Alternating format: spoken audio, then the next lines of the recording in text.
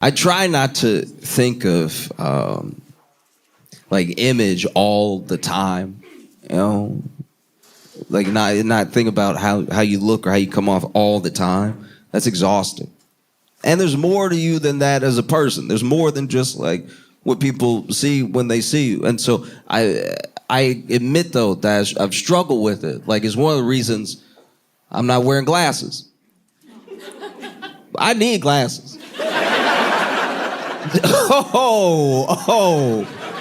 I need glasses. I need glasses bad. Y'all lucky I don't drive. I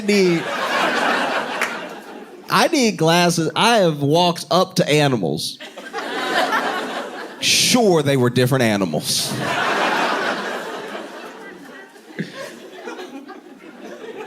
Nah, I need glasses bad. But it's just, here's the thing. If I wear glasses, I run the risk. There's now, your chances go up by 100% if you wear glasses of getting your glasses knocked off. Now, if I get my glasses knocked off, I have to find my glasses. If I ever get my glasses knocked off and have to hit the deck to find my glasses, pack me up right there. If my glasses get knocked off and now I can't see at all and I gotta get on the ground and hit the full Velma. And now I'm over here patting for my glasses. And every time you feel for your glasses and you don't touch glasses, it makes you look more blind. So now, my hand might be right next to my glass, and I don't know what it is in us as people. We will stand there and let somebody fight to find their glasses. I did it too. I didn't even realize I was doing it. One time, we were all playing around. We were playing dodgeball in gym class, and my buddy got hit with the dodgeball, and he barely dodged it, but it hit the top of his head, knocked his glasses off, and he needed his glasses bad. And so he immediately dropped his, and he said it, because I guess whenever they fly off, you say it. I don't know why it comes right out of your mouth. If you get your glasses knocked off, you say, my glasses. We all know what just happened. We all saw it. You didn't see it, but we saw it. And now you over here screaming, my glasses! And then he hit the ground and was looking for his glasses and full on. I thought, okay, Scooby-Doo's a cartoon. They're exaggerating for comedic effect, whatever. He was fully missing his glasses.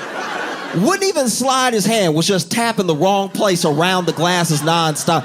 I didn't mean to watch him to be mean. I wasn't even thinking. I was just like, he bound to touch it eventually. His hand is...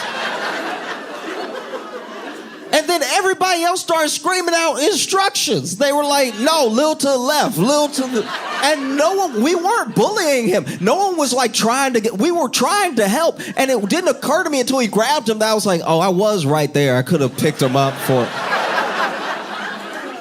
And ever since then, I've just been thinking about that because there's something about, okay, I don't know what this is. And maybe I'm wrong. Maybe it's just the instance that I saw. But there is something about bending over to find your glasses that makes you hinge your hips in a way that is unflattering. Maybe it's the panic. Maybe it's like, you know what I mean? It's like the urgency might be what does it. But when he bent down to pick up his glasses, he didn't just bend up on all fours like you would think. He really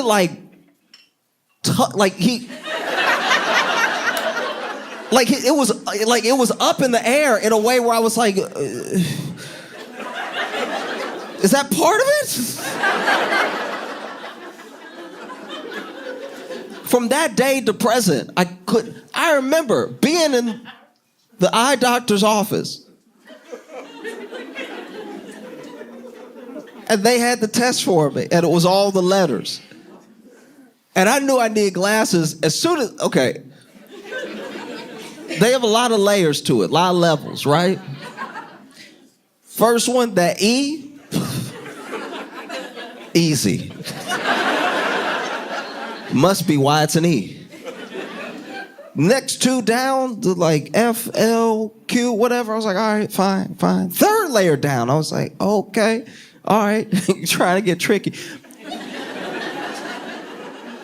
The layer right under that, I was like,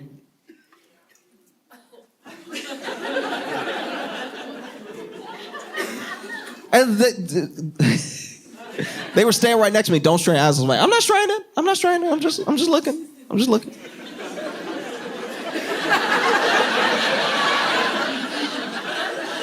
They were like, well, what do you say? Give me a second.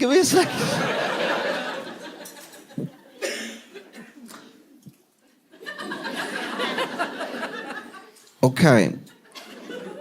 B, P.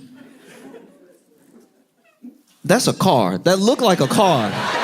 Are you sure these are all letters? Because that looked exactly like a Nissan. Okay. Car. 2. E. A. 12. And then they were like, what about the layer underneath? And I was like, you don't seriously think... If they're starting to look like vehicles, I think we've got our answer. And then they were like, ooh, you need glasses. And I was like, there's no like exercises I can do. There's no like sit-ups for my eyes or something that I can... And they were like, no, you need glasses. And I was like, okay, all right, fair enough. And then they gave me what should be my prescription because they did the better, worse thing. That shouldn't be up to you. That's a crazy thing that we do. That's insane. That's insane. Imagine if the surgeon was like, do you think I should poke here first? I'm like, I told you the general area that it hurt. I have no idea. I don't know surgery. And even though these are my eyes, I don't know. At a certain point when they were like better, worse, I was like, that one had to be the same. The thing that you just did just now. And then that's why I was like, okay, is some of this like a placebo? Like, are they trying to trick me or something? And then they would go like better, worse, better. And then I confused them because I started saying stuff was better that I'd said was worse already.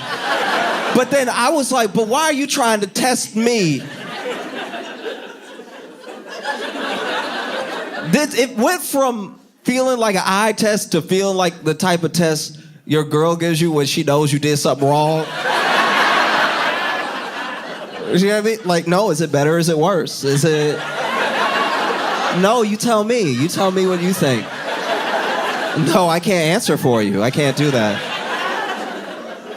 And so now I'm like, better, worse. Then there was a moment where I was like, in my head, I did not say this out loud, but they had done the thing so many times that I was like, maybe I can't see. Maybe I've been going off of instinct this whole time. Maybe my sense of smell is so good that I've been just daredeviling it without the martial arts. And so then finally they're like, okay, we think we've got it. And I was like, all right, never tell me that. You're a professional and I don't know anything. You don't have to tell me you think.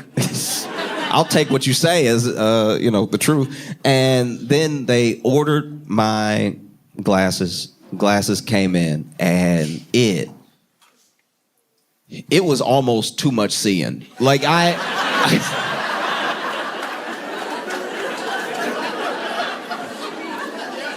it would be like, okay, so a good example is like, I've had friends whose grandparents got hearing aids for the first time and they went from like such a low grade of hearing to like a hyper awareness of everything, which was really just getting them back to baseline, but they had their senses dulled for so long that it was almost too much. It was like a flood at one time. And when I tell you, putting on those glasses would have been like if I needed a hearing aid and I got a hearing aid and then I couldn't just hear, I could hear thoughts. Like that, like the way I was seeing, I was seeing the veins and leaves. I was looking at leaves like, I didn't know you had blood.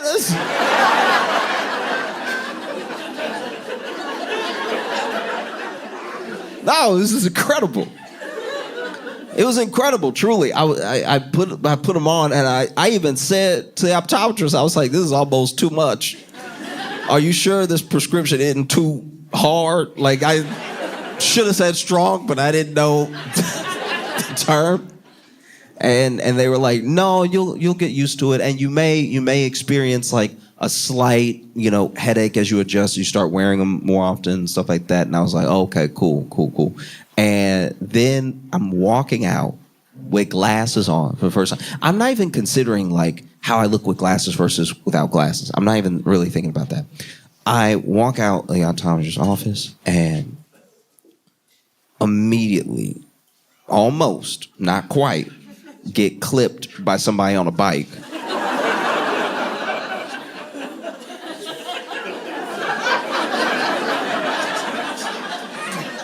I was like, you know what? That's enough seeing for today. Let me go ahead, pack these up. And so I have them, but I just only when I'm like going to an event, like if I'm going to an event and I have, seats pretty far back, I will wear the glasses so I can see regular, but it's a lot of seeing. There's a certain truth that comes with seeing that you were able to ignore for a long time. You know what I mean? For instance, I wore my glasses in my home, right? Went ahead and put them back on because I was like, at least if I gotta look for them here, it's me, but I got all day to find them if they get knocked off my head, right? And I knew that I needed to clean up a bit. But looking at my apartment with glasses, I was like, oh, no! There's too much to do. I think I have to move. Even being online now as like a young kid, I can't imagine it. Like I talk about it a lot, but I just was very, very lucky to get the type of internet I got. I think, here's my thing. I think I look at the way that I came across the internet like the way a kid should get their first car. Like your first car actually shouldn't be nice. Like it shouldn't be amazing. It's your first car. You'll get another one. It's your first car. And you're 16 or whatever, and that's if you're able to get a car at that age. Like, if your parents have money for a car, I think it should be something that's like something maybe you don't want to drift in. You know what I mean? Do you know, like, my buddy, when he was 16, his parents got him a car, but they were nervous because he was a good person, but he was a wild kid. And so they were scared to get him like a Mustang or just anything that had like real juice to it, So they got him a minivan.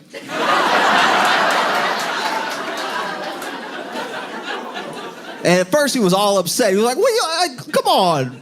Supposed to drive up to school with this thing? And they were like, you can tell him it's ours. Like, you don't have to show it off to anybody. And plus, you wanted a vehicle. You wanted to be able to get from point A to point B. Now you can bring more friends. And I don't know. I think that's a good idea because just knowing him, I think if you had got him a Mustang, he wouldn't be alive right now. You know what I mean? Like, he would have accidentally driven into something, just speeding or whatever. And that's how I look at the internet a little bit, where it's like I got a very beat up version of the internet that was just starting out. Like it was young, but the tech was old immediately. Like there was one time I had a computer, I had a desktop that had eaten a floppy disk. And so that was just a function you were never going to be able to use. Like, yeah, it's just, oh yeah, no, you can't print from this one. This isn't the type of computer that talks to printers. And so I look at the internet now and I look at it as that sort of like Mustang. And kids are getting online and it's like, you're 12. You're a baby. And this thing has so many opinions. And a lot of it's bad. Like, I would even say most of it is bad. You know, there's some SpongeBob, but outside of that, it's not great out there. You know, and there's so many different things that are trying to tell, especially like young boys, with being a man. It's like, I remember when I was a kid, I thought you wouldn't be a man until this thing and this thing. And there's so many like rites of passage things that some of them are just with the people that you grow up around. But then other things are like almost universal. Like for instance, this is just a thing. I don't expect anyone else to know or believe this thing. This is just a thing when I was growing up. This is just me, okay? This is not for anybody else. We all live different lives. This is just me. I was told that you weren't a man yet until you catch your first fish. Right? Because it has a lot of like life lessons in it. You have to learn some patience. You have to like be present in what you're doing. It's a bit of a battle to get the thing. It's not just going to come to you. Even if you wait all day, you might not catch anything. It's just like a lot of good lessons in fishing. And so then I went fishing, right? I was fishing and I was like, okay, this is it. I'm going to become a man because I'm fishing, and this is what men do. They kill. They kill to provide for the people that they love, and that's what I would do with this fish. I would catch this fish, and then it'd be something for my family to eat. I'd be able to actually bring my mom something she could eat. My mom always feeds me. I'm like 12, 13 at the time. I'm like, my mom always feeds me. I could actually have something to like have. I mean, she would still need to cook it. I would need her to. I would need her to, if it was going to be good. Like I could cook it, but it would just be hot. It wouldn't be cooked. It'd be hot fish. It'd probably still have the scales on it, and it'd probably still have everything. Like I hadn't even thought about cutting it open or doing any of the stuff. I also didn't know at the time that you had to do anything. Whenever I ordered fish, I thought they had caught the fish and got it real hot and then chopped it up and then sent it to you. I would have passed out had I known. Anyway, I was there to fish, to be a man, right? I'm going to become a man. I'm going to fish. And they had the hook. And I was like, okay, so far, so good. I've seen this in cartoons. You go ahead, put that hook on the line and everything, cast that out. And they were like, well, you need some bait. I was like, what? And they were like, you need some bait. And I was like, oh, okay. So what do we do? And the person who was teaching me to fish already had the bait. They had a worm, right? And they pulled the worm out. And I was like,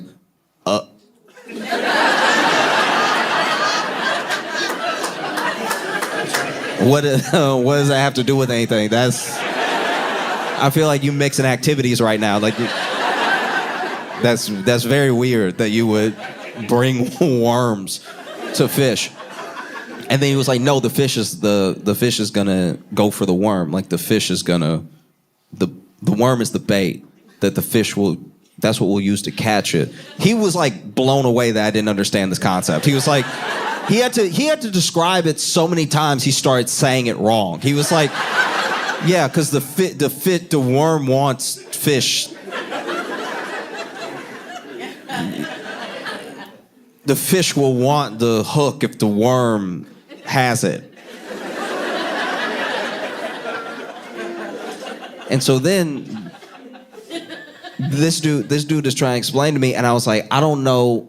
I know it's insane, but when you're young, you don't always assume you don't know. You just take logic as it stands in your mind. And so when he was like, we're going to put the worm on the hook so that when we throw it out, the fish will, I was like, I don't think that's going to work. Look, no, this is my opinion. I don't think this is gonna work because the worm, where'd you get the worm from? And he was like, oh, I got it from my property. Like I dug up some earthworms and everything. I was like, oh, okay. So not the water, like not the. No, I'm just saying, like the fish will probably see the worm and be like, you drowning, dog?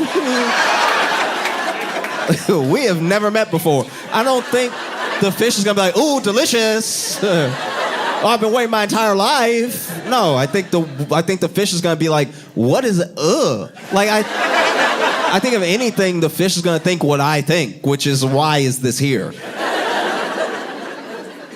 And as any good mentor does, he was incredibly patient. He was like, look, just trust me, it's gonna work. This is how you do it. And I was like, okay, all right, I've never been fishing. You fish. Let's do it your way. And so he put the fish on his hook, and I did not have the stomach for that. I even as he was doing it, I was like, oh, it kind of seemed like you hurting him. So what happens once we catch the fish? Like, does he go back in your little box? And he's like, no, it's not how this works at all. I was like, oh, okay. Oh, this is a sadder activity than I thought it would be. And then it was time to put my fish on the hook. And I was like, all right, okay. Oh, yeah, the worm. And I grabbed the worm, and I was like, the whole time I was like, ew, ew, ew, ew, ew, ew, ew, ew, ew, ew, ew, ew, ew, ew, ew, ew, ew. Ew, oh, ew. And then he, taught me how to cast it. Went to cast it.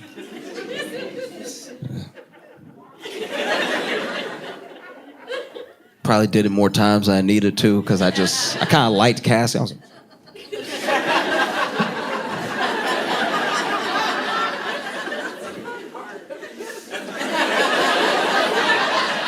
like, what I was doing didn't even make sense. I was like, I didn't like how it fell. It didn't fall right, so let me go ahead and...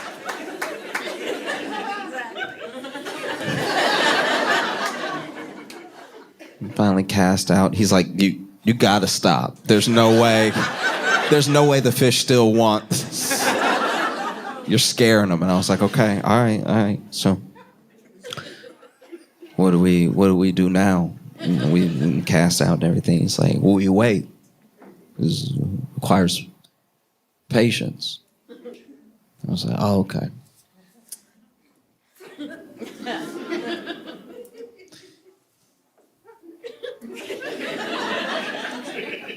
Hey, you sure about the worm thing? Like, you feel completely confident that this is gonna work? It's like, yes, it works. Okay. It took a while. I don't even remember how long. It took too long. It took a ridiculous amount of time. It was deeply frustrating. It was. And then finally, I felt some movement. The lines.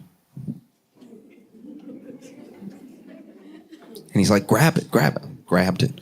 And he's like, reel it in. I was like, oh.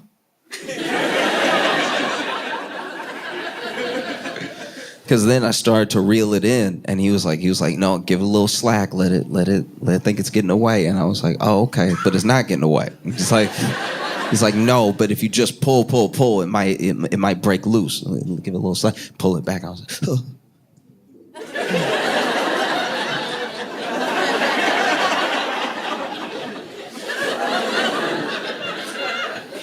And then I'm so close, and you can tell he wants to come grab it with me and help me, but he's like letting me do it myself. And so he was like, lean back, and I was like, I am. And finally I pull it out of the water, and it's big, and it's not big in the way that people lie about. It's like too big for me at 13. You know what I mean? So I don't because I was smaller then, I actually have no idea how big this fish was. Like, in my mind, he was half my body, but I'm sure it was like what you could order at a Long John Silver. Like, I'm positive. But I pull the fish out, and the fish is fighting, which I had not prepared for. I thought I was positive that when you fished, and maybe it's just because I had watched movies and, you see people put stuff in the cooler and then head home. I thought when you caught a fish, after you caught it, once you pulled it out of the water, it was like, you right. Nah, I'ma chill. I don't even know what to do up here. I'm gonna stop. That did not happen at all. This fish was still fighting hard. And now that it was reeled in, I didn't know what to do. And so it's embarrassing, but I pulled it in and it's wiggling. It's wiggling so hard in front of me. And I just started screaming. I was not prepared for how alive this thing would still be. And so it is wiggling all around. But now the fishing pole is almost like, you remember when you would play like tetherball when you were in middle school? It's like the thing is just flying around me as I scream because I'm like,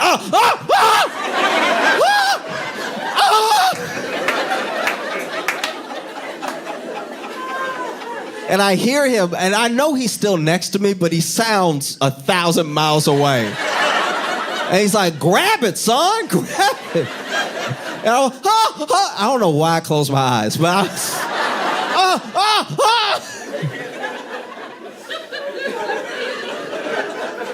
And finally, I grab it, and it fully wiggles out of my hand, right? And so then, I don't know why I did this. I grabbed it again, and it just felt so uncomfortable that it was still wiggling so hard that I threw the fish and the fishing rod.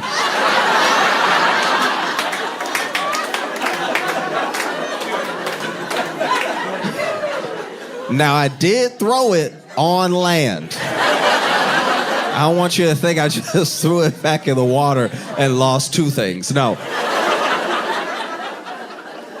I did throw it on the ground far away from me just so I had time to gather myself. And I still saw this fish bouncing off it's like full of life. And he's like, you have to grab it, this is part of fishing. And I was like, no one talked about this part of fishing at all.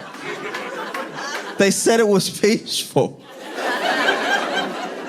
And I didn't know how to stop a fish that was, still so, still so alive.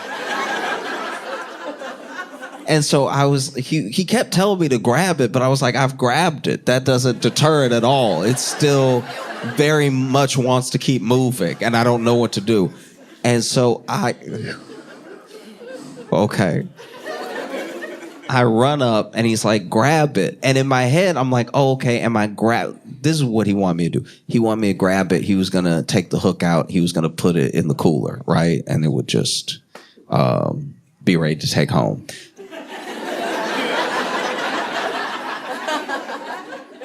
I didn't know any of that because we hadn't discussed any of it, because maybe he also didn't think I'd catch a fish today. And so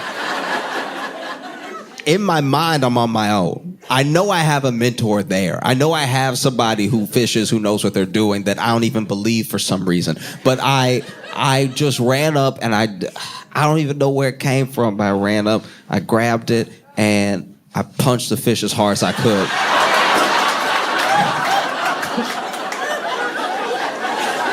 Because I thought I needed to knock it out. Because it's flopping and everything, and I've grabbed it already. I've grabbed it several times. But grab it isn't stopping it. So I run up, I grab the fish. And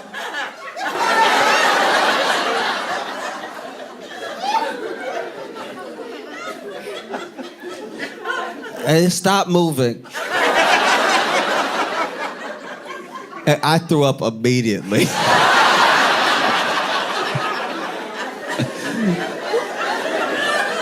I threw up and I was sitting there. And I was like, I killed him.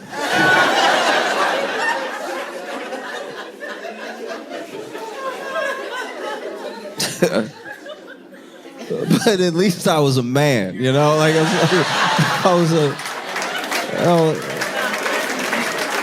now I had my manhood. manhood looked a lot like tears and a little bit of vomit. Oh. No. Because you see it happen, especially online right now. You got all these young men online that are taking so much instruction, taking it as absolute truth what people that are barely older than them have to say about life, and things that aren't helping them, things that are like really toxic. Like you see like these young boys now are getting swept up in this thing called Looksmaxxing, right? And Looksmaxxing, you almost don't need to know any of the terms because everyone keeps coming up for, we do this every generation. Everybody comes up for terms for stuff that like already exists. Does already just exist. So then there's terms like, what tier you are, especially like in the sort of marketplace of attractiveness. And the thing that's really tough about it is that to even try not to engage with it, it still makes you think about it. Everyone thinks about their appearance to a degree. And then you see some of the people who are known in this world. And they're authorities to these young boys because just like any manosphere type, they seem to have everything that the young boys want and they're telling them how to get it, And so sometimes you can't even get through to a person. It's not until I became a little bit more understanding of myself and I got a little bit older that I realized how frustrating it is to like have somebody right next to you that you want to get an idea across to, but they're willing to listen to someone that they're never going to meet online versus you who's right in front of them, who's giving them good advice, And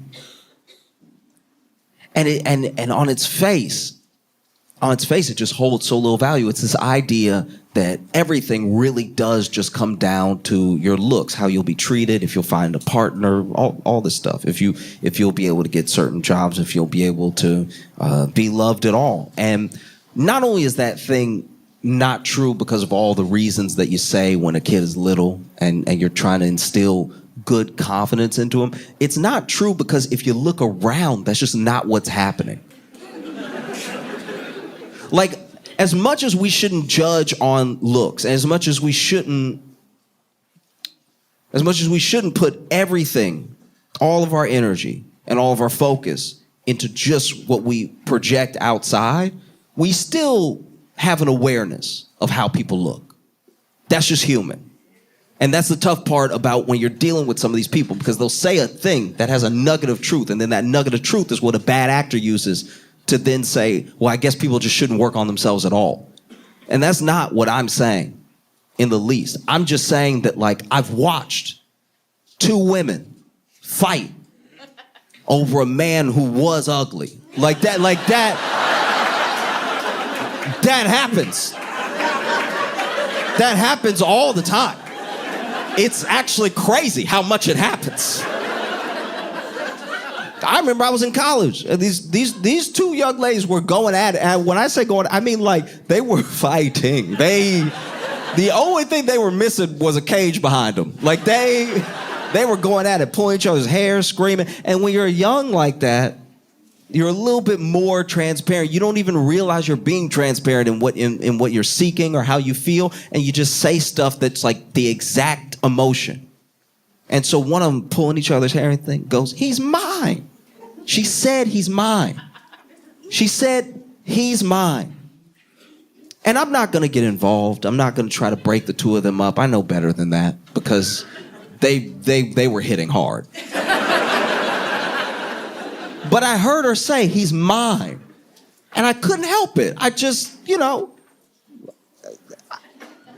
I was like, he's ugly. Like, why are y'all doing this? He clearly cheats. Like that. He cheats and he's ugly. This doesn't seem like somebody to go to fist for. And he was there. He was there. He was there. And like, look. I said it because I was just focused on trying to break the two of them up. I wasn't just unnecessarily throwing shots. I didn't even realize he was there until I heard, hey.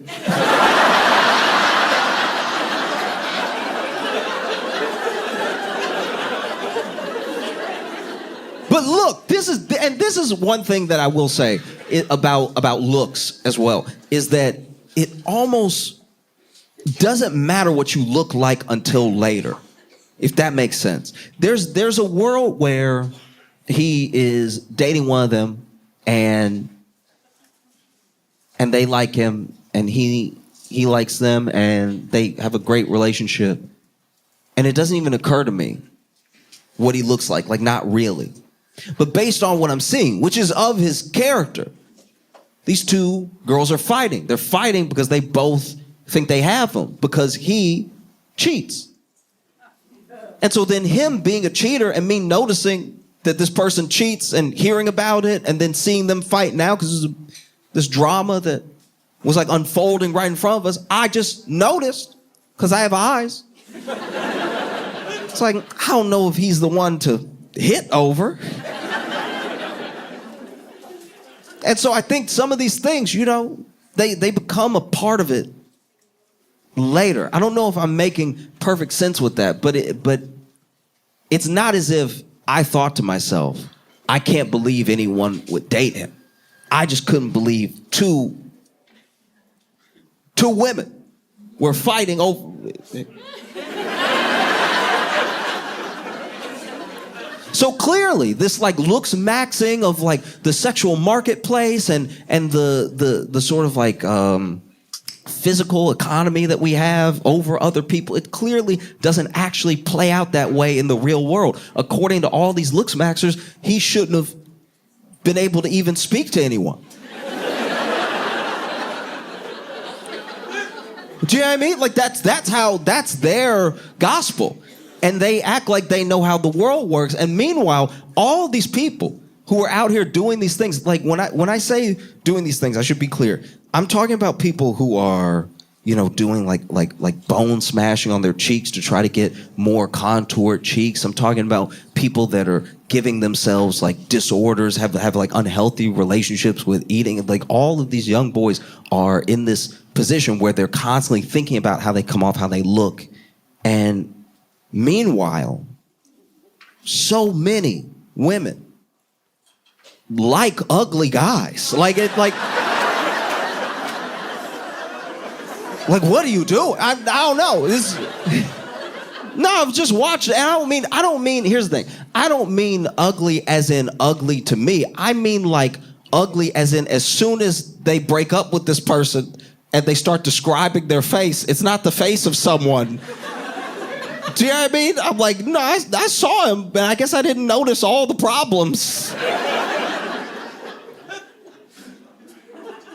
And look, this is the other thing too. We can't discount how filters make us feel, how social makes us feel, and that goes for all of us, and how much we see ourselves more than our grandparents saw themselves, especially more than our great-grandparents saw themselves. Mirrors had been invented. Mirrors had been invented, but you didn't really see yourself 24/7 like you're capable of now.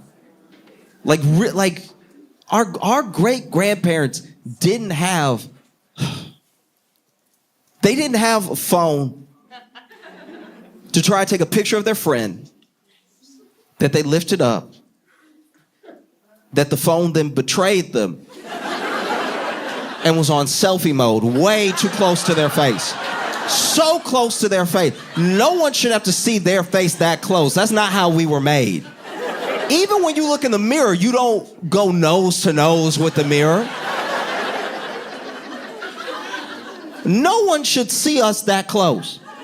I feel like that thing, when you're this close, this is crazy. I once opened my phone, went to take a picture of my friend, and scared myself.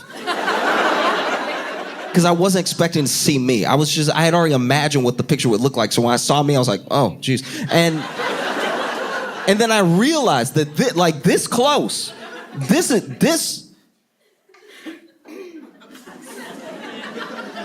that's That's crazy. This is what my girlfriend sees. That's insane. No one should see you this close. I feel like this and how we look when we're this close to our face is probably why we close our eyes when we kiss.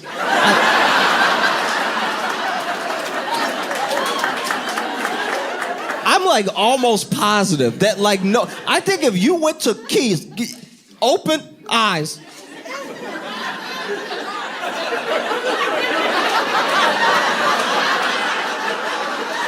I think it here, making that type of eye contact, one of two things happens. You decide not to kiss, or one of you explodes. There's no way that anything else happens.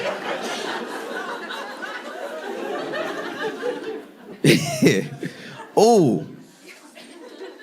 I hope I never meet two people that kiss eyes open. That's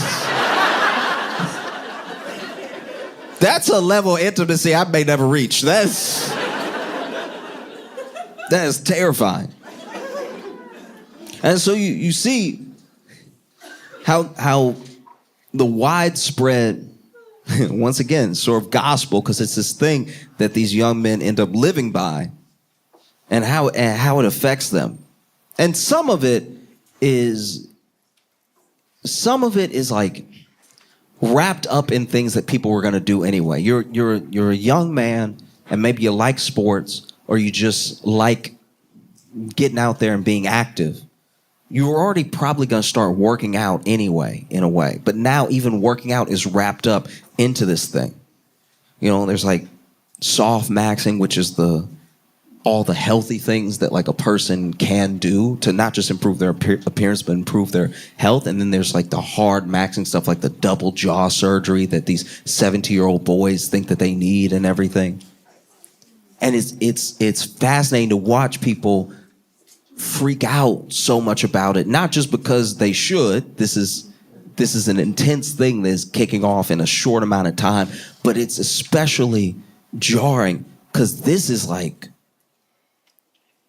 what it's been like the whole time for women. Do you know what I mean?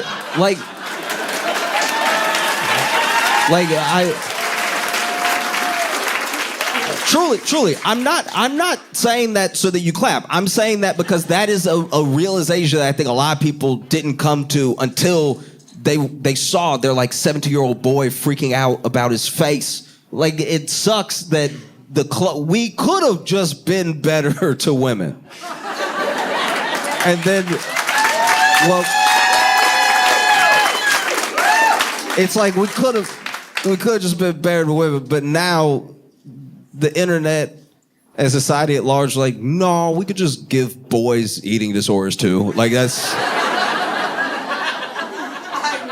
that's crazy. Cause that is not how you make a better world overall. If something is terrible for someone, it doesn't become more equitable by it being terrible for someone else. You have to just make it better for the person who's being harmed, you know? Like, this can't be how we do it. It can't. That would be like instead of reparations.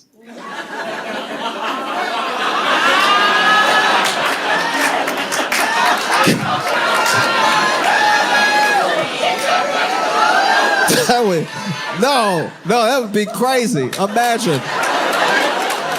That'd be a terrible world. That'd be a very bad world to live in. Imagine just Roots playing out in reverse. Some of the lines are still the same. It's like, what's your name? Toby. Like that, that would be wild. That would be crazy. But it wouldn't be better. That's not how you make life better. Yeah, I don't know, because some of it feels like it should be ridiculous on its face. Like, there's this whole short fishing thing that some of these guys do, because in the mindset of a lot of these people, it's like 6 foot or nothing. If you're not a 6 foot man, you have lower value to women, you have lower value in the world. And that's just, not only is that not true in any practical sense, it's like, even if women say their preference is like 6 foot whatever, look at their husband. Do you know what I mean? Like, most people end up dating and marry people that are like about their height. Like, there are some people, yeah, I guess it was a whole deal breaker for them. But whenever I meet people and I meet couples, I don't meet a 4'2" woman who has to be picked up by her 6'5" husband. I'm not saying it never happens. I'm just saying that's not the norm that people are pushing out. And I don't know, you see these guys, there was this one dude, he was streaming and he was explaining how he gets around it. So he already wears lifts in his shoes so he can seem 6 foot, which is, I guess if you want to be stylish, I don't know. Like, but you're really trying to act like you're a different height than you are but what if you finally find a person? Because all these things are to find a person. All these things are so that someone likes you and they want to be with you and that they love you. And if that happens, you're going to get to know someone intimately. And intimately, all of us are gross.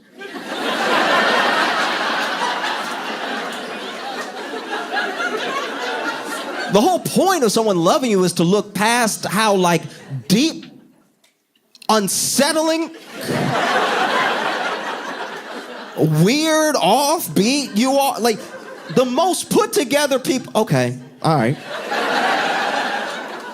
When I tell you that some of the most gorgeous people that I have ever met, if you actually like spend some time with them and go to their house, or with slobs, they're so busy looking good, they don't pick up anything. You walk into their apartment, just stepping on stuff. Men and women, by the way. You're just stepping on stuff. You finally step on something, it sticks. Yeah. Someone's gonna get to know them intimately. Someone's gonna be like, Barbara, just pick it up. You know what I mean? Like, that's what love is. Like if you are seeking love, it is past all of this like stuff. If you're trying to hook up with people, fine. Yes, you're going to have to finagle your way in to look like this person that maybe they want to be with for one night, whatever. But if you're really trying to get companionship, none of this stuff matters. And so the idea that you could be so obsessed with your height it blows my mind, And that's not just because I'm not tall. That makes me sound like, because sometimes you get to talking like this and then people are like, yeah, from down there. Like, you know what I mean? It's like, no, it's easy to find love when you're close to the ground where all the people are. No, truly, it blew my mind. You're wearing lifts so that you can seem 6 foot, as if women walk around with a ruler. As if they're like, I got a yardstick, we'll see. And don't get me wrong, I understand that for some women, especially younger women, they make a huge deal out of maybe height or like, look, whatever. And that's if you want to be with that person. But if you're trying to be with a person, that stuff melts away so quickly. The time you get to spend with someone, whether you go on a date or you've been with someone for years, like all of the quality time you spend with a person has so little to do with any of that stuff. All these things are just like little tricks. And after a while, it's just you. So when it's just you, are you worth being around?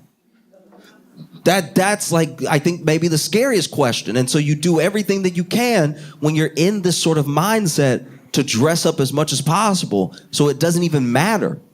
Like, maybe I'm a horrible person deep down, but I look good. I project all of the right types of confidence. People want to be around me. So then I've put up enough facade that I should be fine. And that's just not the way the world works. It's not at all like every external factor is just a factor. It's not the whole of a person. And you know that because billionaires are divorced. You would think billions would be enough. Billions would be enough to wait it out, you know what I mean? On the till death do us part, but nah, even with money, if you don't want to be around a person, if you don't like what's in the inside and what you see, you get away. You know? And so you see these guys lifts in the shoes. I couldn't get over it. You're like 5'10". You're already taller. But then you're wearing the lift so you can be 6 feet. And then someone asked him on the stream, what do you do? What do you do when, let's say there's a young lady comes home with you and it's time to take the shoes off. You can't live in the shoes forever. What are you gonna do? And he was like, I have a plan for that. And I was like, unless your plan is to somehow make her shorter, I don't know how you have a plan for this. Like, unless your plan is chop her feet off, no, she's gonna realize you're not 6 foot. Especially if you're ever out in public and you forget your lifts. Maybe you decided to be comfortable that day, and then you walk up to a man who's actually 6 feet, and it's like, oh, there's a difference. You slouching? You lose a vertebrae? And he was like, I have a plan for that. And so what he does, or at least what he says he does, is he takes his shoes off strategically. So, you brought a beautiful young woman home. You're in your apartment. She comes in. You're like, please, have a seat. She sits on the couch. Already, she's at a disadvantage.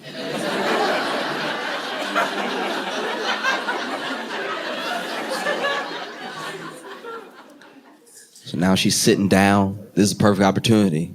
You get behind your kitchen countertop, your island, whatever you got. And across the entire apartment, he had laid out boxes.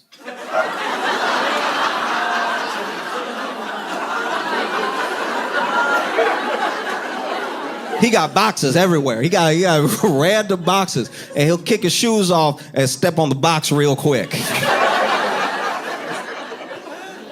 Measured it out perfectly. On the box, he's 6 feet tall.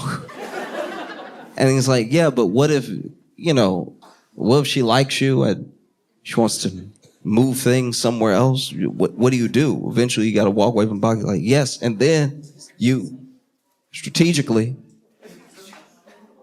get to the next box.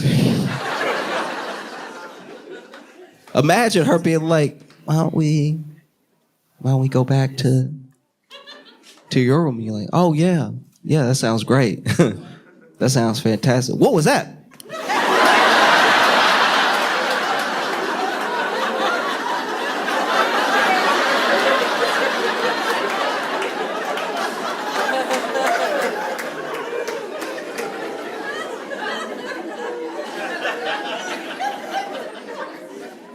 She's like, are you coming to the room?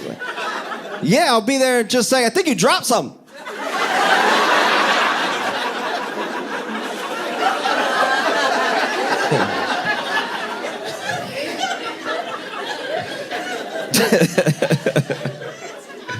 No, it's insane. It's insane.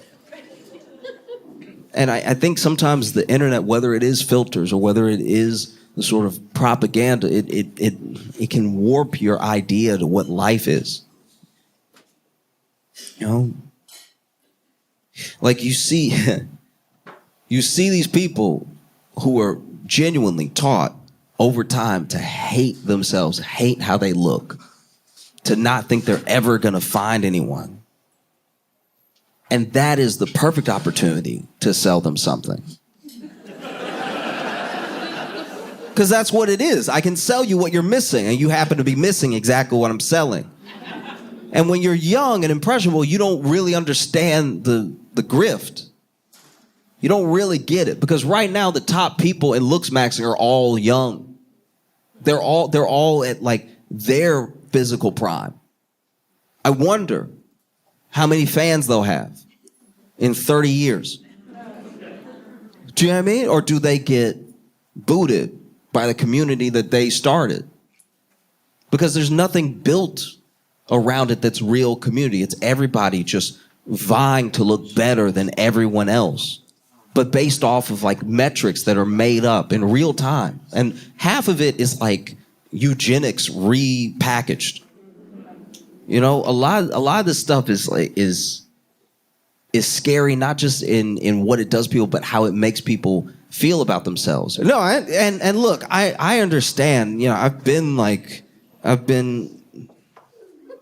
in a version of where those young guys are, and so I understand that it can be incredibly enticing.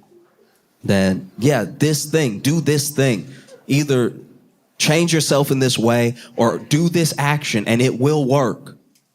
And it not only is it not true, but like you haven't lived enough life to know it's not going to be true.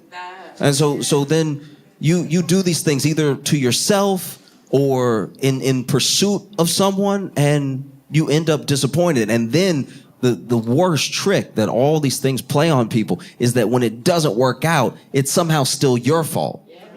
It's not something that they did. They're not lying. They're not full of it. It's like something that you did, and you didn't do it right, and you didn't do it like I said, and whatever.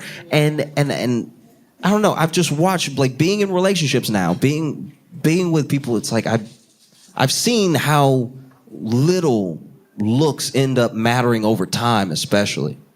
You know, like, obviously, attraction is at varying levels of importance to people, and it is what, like, that first impression is. It's like, I didn't know you could read from across the room. Like this.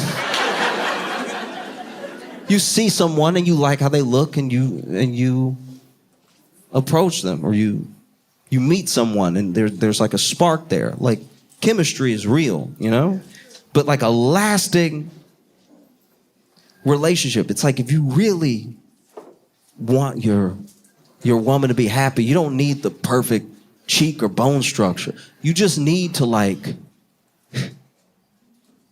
hype her up when she's complaining about her day. You know what I mean? She comes home in a bad mood and she's telling you a story about somebody who did her wrong. You know what you got to do? Every man in here, this is important. You know what you have to do? You have to bring up another time this woman did her wrong.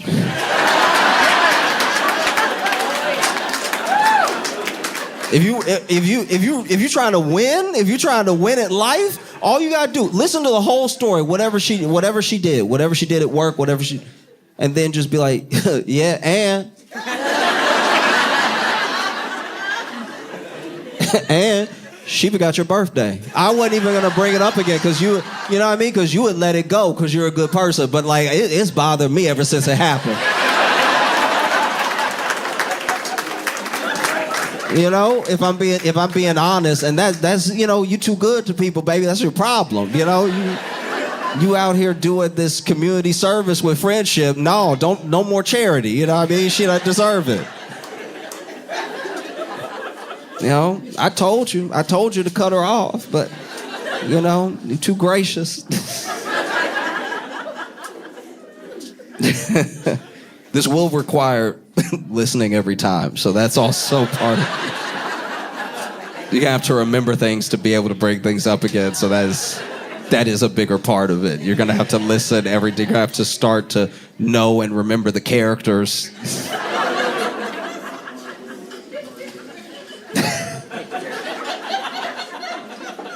Oh, because it's rough, because then you have people in your life that you look at that might be going through some of this stuff, and you want them to listen to you. You want them to see the value that they have by listening to you. You're being honest with them. This is a young person in front of you that's impressionable and everything, but you see so much good, so much potential, and so much genuine, like, beauty from the character that this person has in front of you, but it's hard for them to listen to you, you know? It's as hard for them to listen to you as it was for me to listen to the nice man who took me fishing. It's like, they know you're older than them, and they know that you probably know more about life, but you don't know as much about this moment as they do. So then it's hard to listen to you. It becomes even tougher because you watch how affected they are. Like, this thing, obviously you could just turn things off and walk away, but like, the internet's a part of our lives. It doesn't just go away every day the way it used to, you know? And so you have to, as best as possible, maintain a certain understanding in these young people of what the people that are telling them something or selling them something are actually doing. You know, like how much does this thing change your life? You know, because some of these things are permanent. Like, once again, they have these little things in there that no one could really argue against. You know, like some of it's like that. They call it like softmaxing, which is just doing the healthy stuff, like just a little bit of exercise here and there, or like eating well and stuff like that. It's like, yeah, that's fine. But that's also like wrapped up in the world. So it makes it even harder to escape.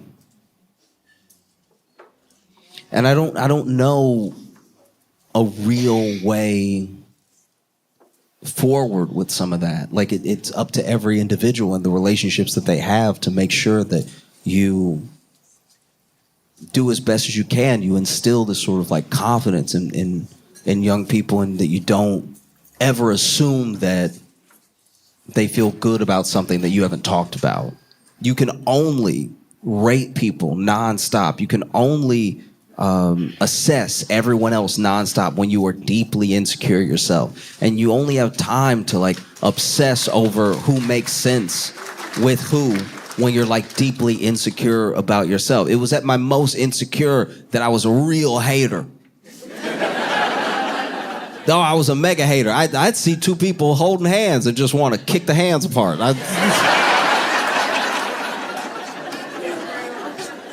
No. When I was like, what? I had to be like 22, and I was single, and I don't know, wasn't feeling good about myself sometimes. And I just see a couple holding hands, taking up the whole sidewalk.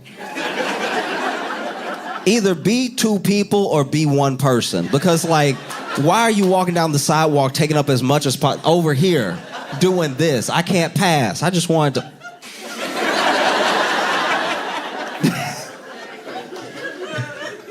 Oh.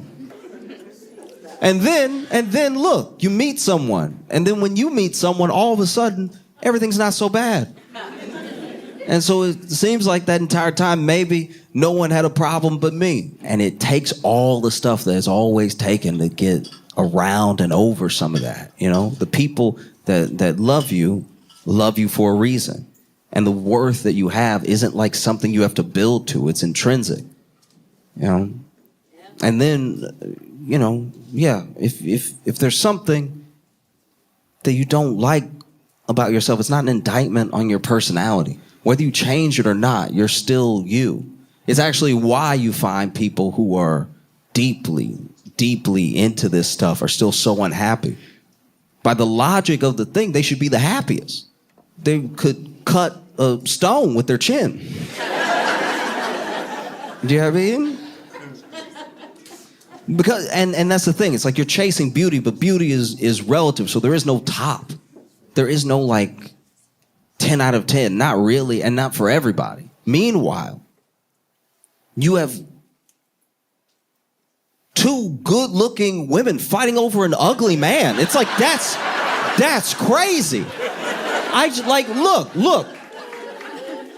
I'm only piling on him because his character is so bad that I feel like it's fair enough, but he was built like Lego. Like okay, y'all playing with Legos. You know exactly what I'm talking about.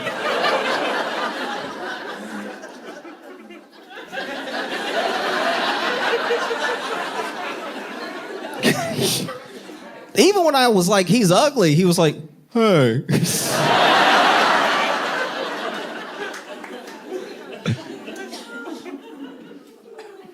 No, it shouldn't be this difficult, you know? It shouldn't. Like, the technology getting better was supposed to be better for us. Remember when we thought we would, like, float by now? You remember, you see those, like, movies in black and white where they're like old docs and they ask people what they think the world's going to be like in 2026. And even when they answer, it's crazy. It's crazy what their answers were going to be, you know, because they didn't even talk like us. Like, I think we'll have flying cars. It's like...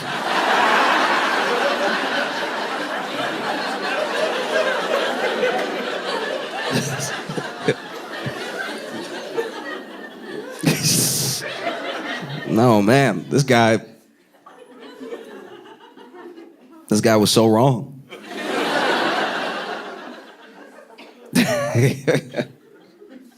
No, you hear all these like in things we would have invented and things that we would do instead. You know, there was a whole movement way back in the day. It's kind of like a little bit of what the Jetsons was based off of, because there was this idea that like technology would be so advanced that we wouldn't even really work the way we work now. We wouldn't work to be able to live. We would work at jobs that forwarded humanity, but then a lot of the other work would go to robots, would go to like intelligent things, everything. And it's like we are headed there in the worst way. Like we are headed there if like we're headed there in the way that like George Jetson is just sitting on his like futuristic couch like, how is gas $7? Like that's like that. No, we're close. We got some of the AI, but you know, robots are on the way. Because I think about how my grandparents, and even like if you have enough of like a strong family history to know the stories, or even your great grandparents, you know, how we have such a romantic view of their love, because their love felt more immediate and it felt stronger, and it, in a way, it felt just as scarce, right? Like there'd be something that was like a sticking point in their story, whether it was World War II or it was like something going on at home.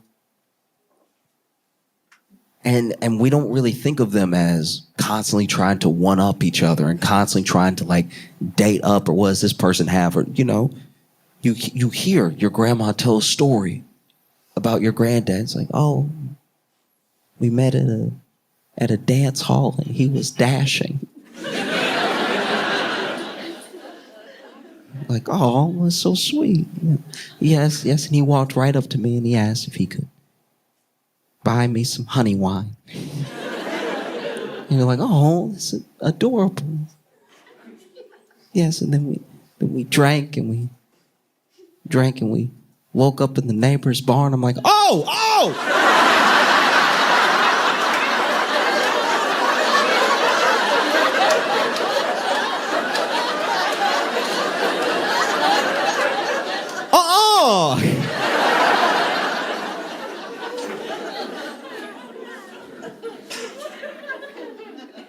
That happened to my buddy. He asked his grandma how he asked his grandma how she met her granddad. And then she just hit him with the plot twist, and he was like, wait.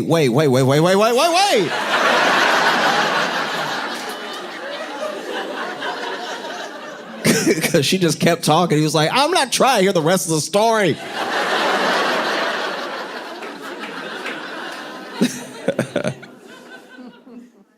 And so there are plenty of ways where we're very, very blessed with what we have now. You know, like there's only life that we can live, so we might as well appreciate it for what it is. And I'm very thankful that I am alive now, that I grew up when I did, that I hopefully grow old to see an even better world and everything. But I'd be lying if I said that sometimes I wasn't just a bit envious of how my granddad didn't really, if he didn't want to, he didn't really have to think about his appearance until he came across like a lake or something.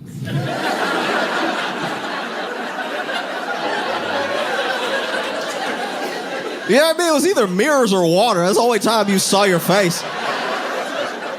You can walk around all day with something on your face. Just because it's very easy to be self-conscious about how you look, because at any given point throughout life, some of us look dumb. It's gonna happen to everybody. You're gonna pronounce the wrong word very loud. You're gonna say fish when you mean worm. You know what I mean? Like, we're all gonna do it. Oh, I was in Chicago years ago. This is where I came up, where I started and everything in Chicago. And I tell people all the time to visit Chicago. I know it has a reputation for being very cold, but when you are talking about Chicago fall or spring, there are very few places in the world as beautiful as Chicago in those seasons. It's gorgeous. It feels like they have the golden hour for like half the day. It's amazing. And I loved living there when I was there. And I knew it was a good place to live too, because I enjoyed it and I was broke. Whenever you ask people, like, if a place is nice, you never ask someone with money.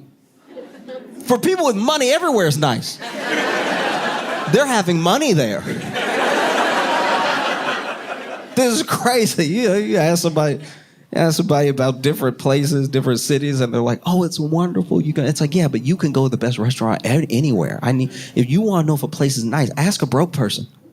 Ask a person who like has to enjoy the outdoors. Nah, I was broke when I lived in Chicago, and so I loved it though. And there was one time I had a day off, and so I just went out, ran some errands and everything.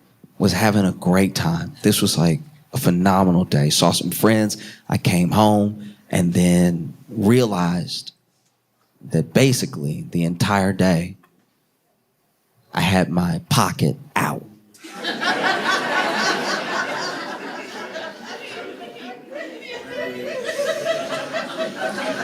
Some of you don't seem to understand what a big deal this is. I had my phone in my pocket. My phone took up almost all my pocket, so I went in my pocket and pulled out my phone. My pocket went inside out, and then I put my pocket back in my jacket, so I never touched my pocket again, so then my pocket was just out the rest of the day. My pocket was out. Okay. Clearly, y'all don't see what the big deal is. Okay, so, no, this is fine. This is what examples are for, okay?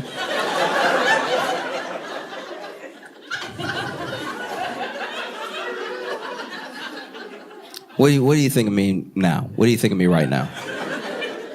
What do you think of me now? Okay. What do you think of me now?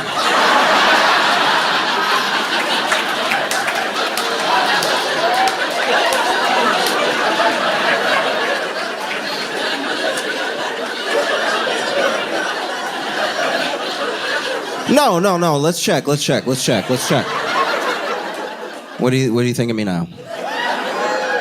What do you think of me now? Do I look broke?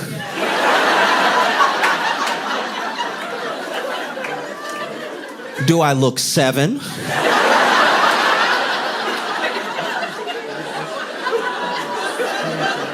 It is devastating to be out in public with your pocket. I got home and caught myself with my pocket out and realized I didn't have as many friends as I thought I had, because I was out with friends with my pocket out, just,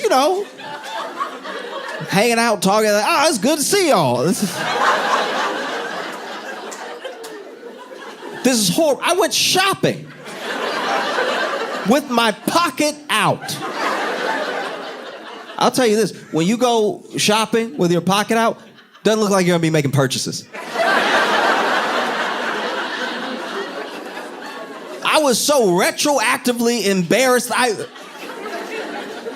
talked to a clerk. I was over here asking prices. I was like, oh, how much?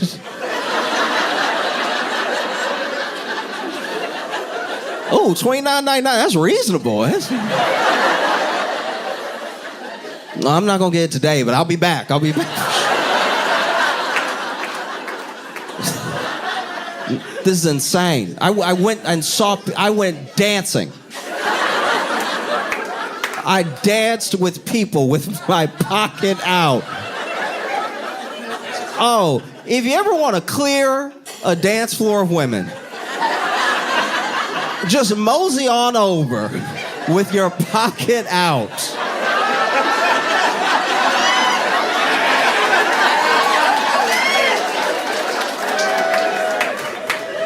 I was standing on the dance floor like, wow, everybody must need a drink. Oh, man. Charlotte, y'all been amazing. Thank you so much. I appreciate you.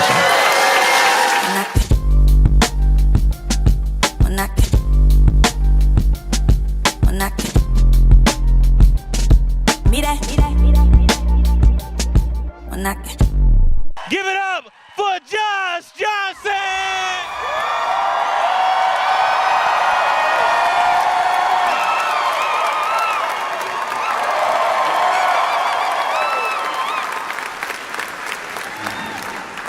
I have a hard time sometimes checking back in with someone who I haven't talked to in a long time.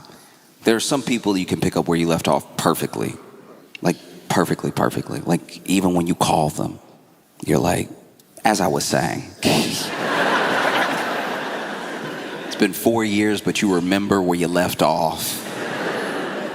And then there's other people where it's like you got to find your footing again. You know? And it's really difficult, at least in the way that we've structured things right now, for men to have very close, intimate friendships with other men. And it's tough because people talk about this epidemic of male loneliness. I'd like to get to the bottom of why men are lonely, because there are men everywhere.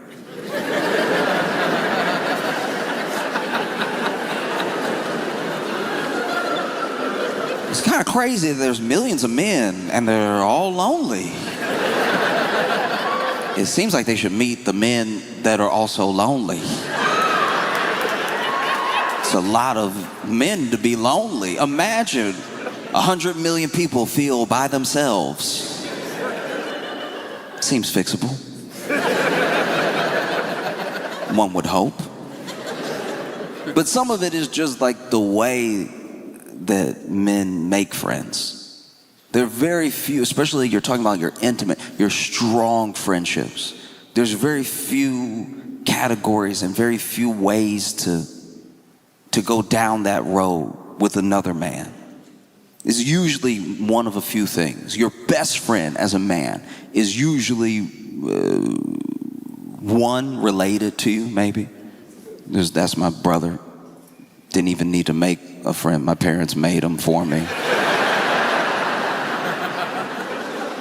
So we sort of rolled together since we were little, because, you know, he was right there. So how you gonna not? That's like when people like hate their brothers, I'm like, oh, he must have put some work in then, because by default, y'all should have been at least chilling.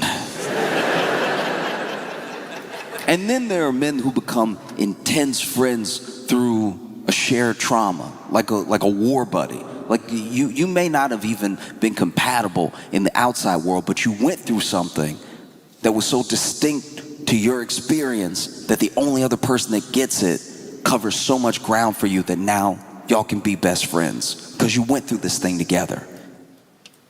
And then the third way is kind of like the brother thing. You just known each other for a long time.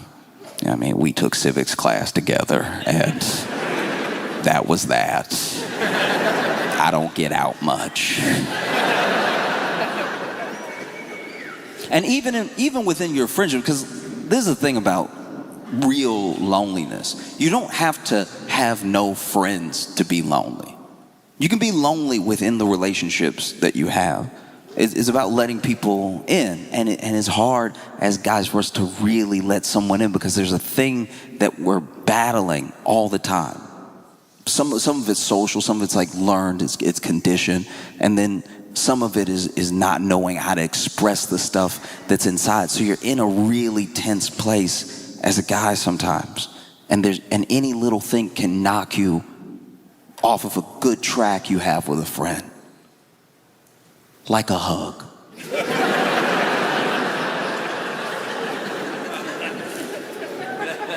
It's a dangerous thing. Hugging as a man. Going in too quick. Looking a little thirsty.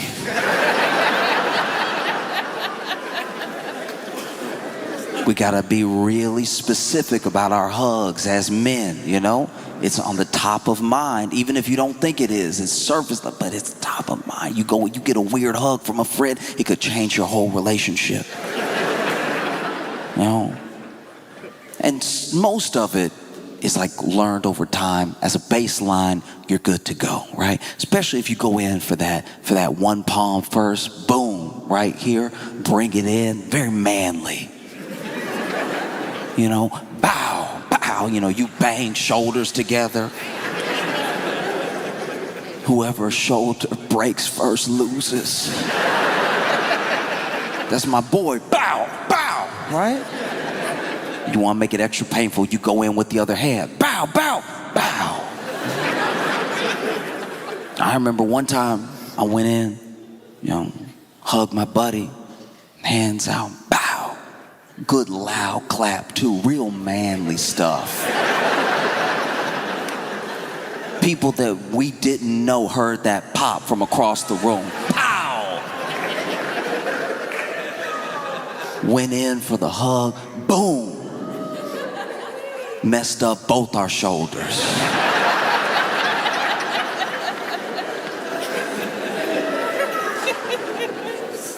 And if I'm being honest, it all went awry at the end because I don't know where his mind was at. But, you know, he went to, you know, close it off, last hand on the back. But for some reason, it was a little low, like.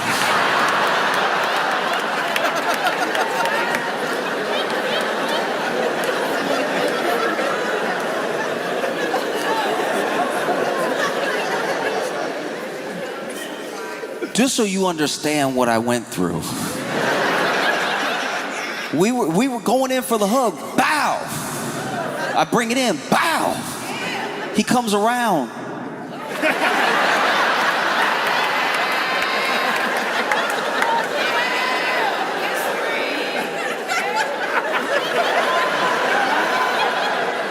Mid-hug, I'm like, sir.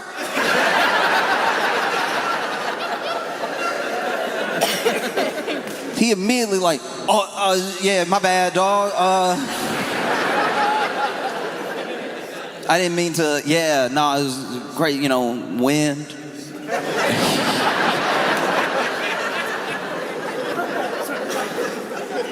And depend on who you are and who it happens with could knock the whole friendship out of whack forever. That's how delicate it is. Oh. And it's tough sometimes, tough to make friends as a man. Like even if you really rock with somebody, you really respect them, you really admire them, and you might even tell them so, but you don't know how to cross over that next level to really be a friend. You know? And because it's not often communicated, a lot of men don't know they have friends. You have people that you're cool with. But then, if somebody asks them and somebody asks you, you're both like, yeah, I guess we're friends. I mean, yeah, like, he cool. Like, what'd he say about me? Like, no, like, he cool. Like, I mean, like, I like Buddy. Like, he cool and everything. And I'm sure he think I'm cool. But, like, I think we're friends. But it's also cool if we not. Like, if we're not friends at all. Like, I don't care. We could be enemies for all I care. Like, let's get it.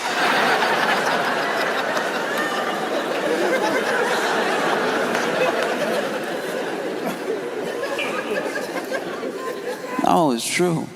And then, you know, sometimes you don't realize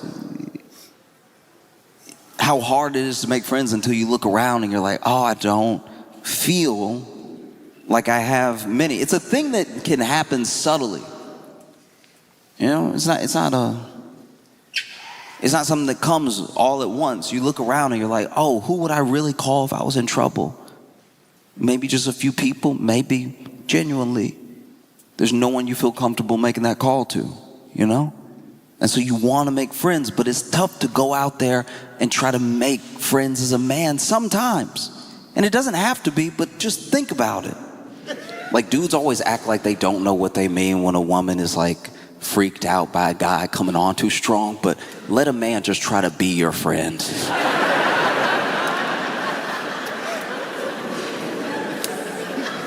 As a man, walk up to another man and be like, I like your jeans. See how it goes. I'm sure it'll be fantastic. You know what I mean? But that's my thing. That's my thing, is that we're in a place now where, for the most part, it doesn't have to be this hard. We have online friendships. We have friendships that we can make in person. There's no reason for people to feel lonely. And women try to help. They do. You ever had your girlfriend try to make you some friends? It's one of the most demoralizing. It's one thing when you little. When you're like a little kid and you're weird. Like, I was weird and I was a little kid and my mom was like, let me get him some help. Let me find some other weirdos. They can be weird together. It becomes very different when you're like 30. And someone who has made the choice to love you slowly starts trying to set you up with just any other man, so you have someone to talk to besides her.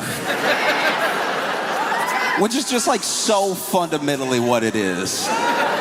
Like, it's just sadly a woman who's like, I can't hear everything.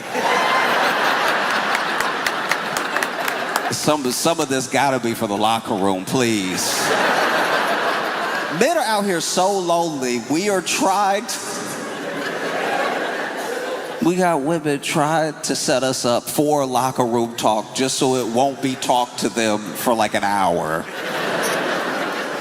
And getting set up on like a boyfriend play date is one of the saddest experiences, because as men, you both know why you there. You both sitting here now, knowing why you here, and both y'all acting too good for each other. Like, both y'all sit here like, yeah, you know, the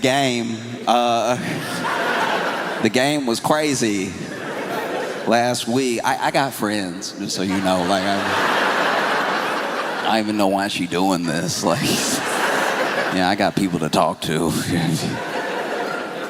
And then buddy over here is like, yeah, you know, sports. Yes, the team is doing well, but not as well as we would like. We hope that they will do better, but they have won some games. We hope they win more. Sports. I also got friends. Like, I don't know why my girl, like, I don't know why our girl, when that's just them being obsessed with us when we not around, for her to tell you about me and me about you. You know, there's no need, you know. Like, we could just watch the game, you know, together without it being something, being weird or anything. You know? Do you want to watch the game though? Because I think it'd be a good one if you want to. Yeah, no, I'd love to watch the game. I'd love to.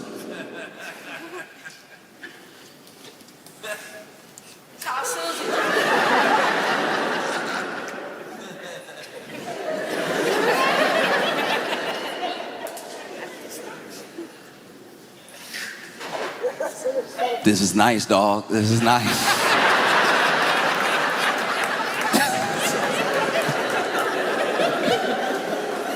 Oh.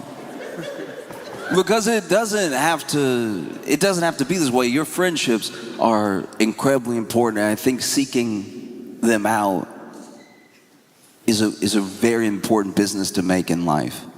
Seeking out good friendships, seeking out people that make you a better person. It will make you richer than anything you could have ever imagined, because friends take care of you. There are times where you don't know what's going to happen to you, and there are people who you didn't need to call, you didn't need to ask, they just show up because they care about you. Those things are incredibly important, and a lot of men feel like they're missing in their lives, and is once again wild because there are a lot of men.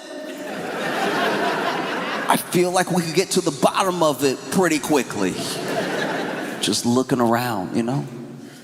Because a lot of what makes that loneliness is a cycle. It's a hamster wheel of somewhat our own making. You know, you're on this thing because you don't feel loved and you don't feel lovable. And when you don't feel loved and you don't feel lovable, you usually don't behave in a way that makes you more lovable to people. You usually don't open up. And so you're acting in a way that becomes more antisocial. It pushes more people away. So the people that you would have got just by happenstance, they get pushed away. And then there are actively people in your life that you try to be close to. You push them away as well. And then by the fact that you push so many people away, it reconfirms to you the thing that you told yourself about yourself. And so you just stay on that wheel. And it is simple to get off. It's not easy, but it's simple. You just step off of the wheel and you walk up to a guy that you respect and you say, I like your jeans. Like,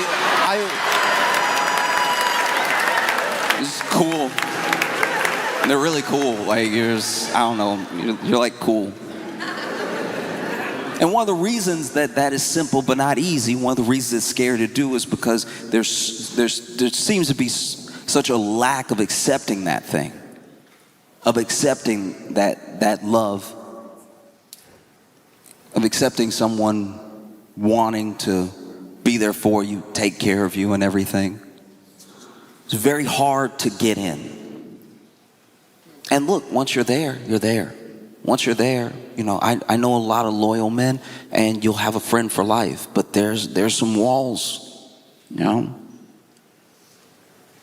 Like, one thing that I've seen is a rabbit hole that I've fallen down that I enjoy very much is this trend of men calling to wish their friends good night.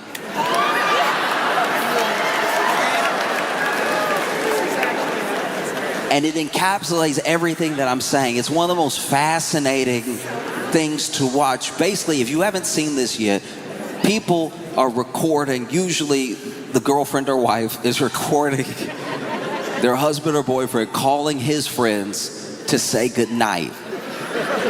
That's it. That's literally it, and it's one of the most fascinating things you can watch, because there are as many reactions as there are like faces on a diamond. Like you cannot predict what's going to happen, and you will be surprised every single time. Because they'll call, and one of those calls, they answer, "Hey, what's up?" "Nothing. What's up with you, man?" "Oh, not much. You know, I was just calling, about to go to bed and everything, so I just want to wish you good night."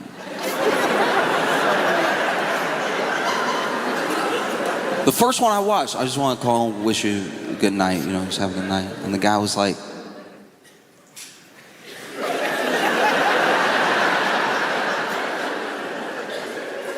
"What?"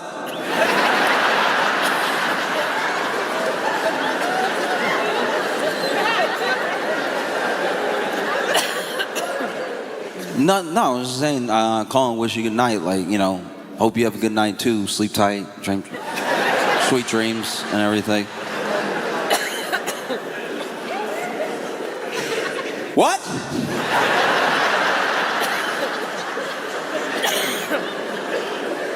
And this reaction comes because the last time that a man heard those words, he was a boy.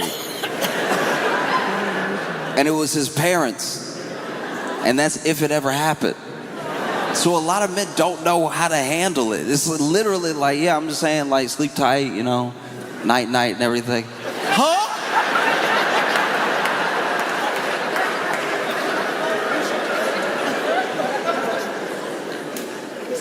Not even kidding. In the call, what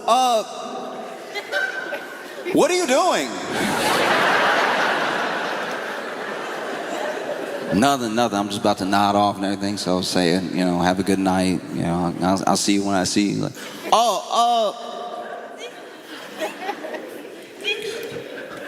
I gotta go.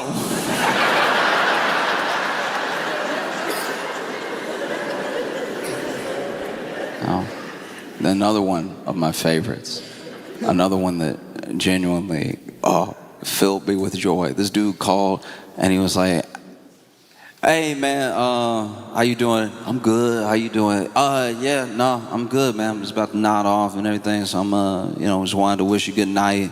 Say sleep tight, you know, sweet dreams and everything. Dude on the phone went, what? Night. What you mean good night? You would not believe how many men said, what do you mean good night?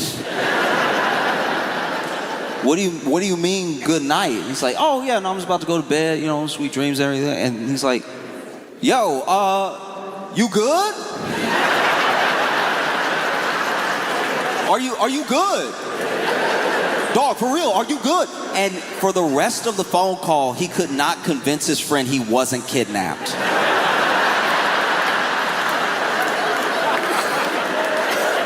It's like, yeah, dog, no, I'm good, I'm chilling. I'm just, you know, about to nod off. We haven't talked in a while, so I want to say night, night, wish you sweet dreams and everything. And he's like, they got you?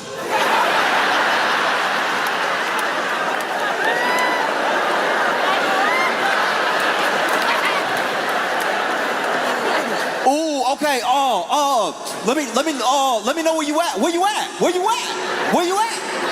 No, I'm at home. I'm just saying, like, sweet dreams and everything. Like, I hope you sleep well, like, sleep tight and everything. Like, I won't let you die, dog. Where you at?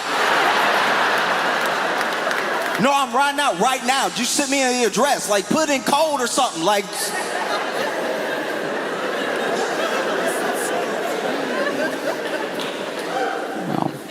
totally different call. Totally different call. This dude called. Wish this dude good night. He was like, hey, I just want to say good night.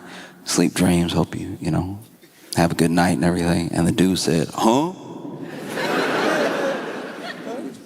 Yeah, just good night. Hope you have a good night. Yo, what you mean good night?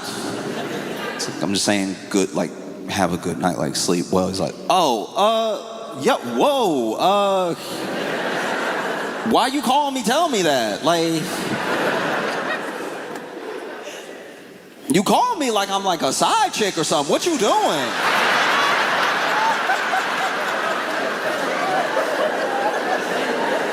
I was like, no, dog, I just wanted to wish you, you know, a good night. I hope you sleep well, sleep tight and everything. Hey, I really feel like you're being disrespectful right now.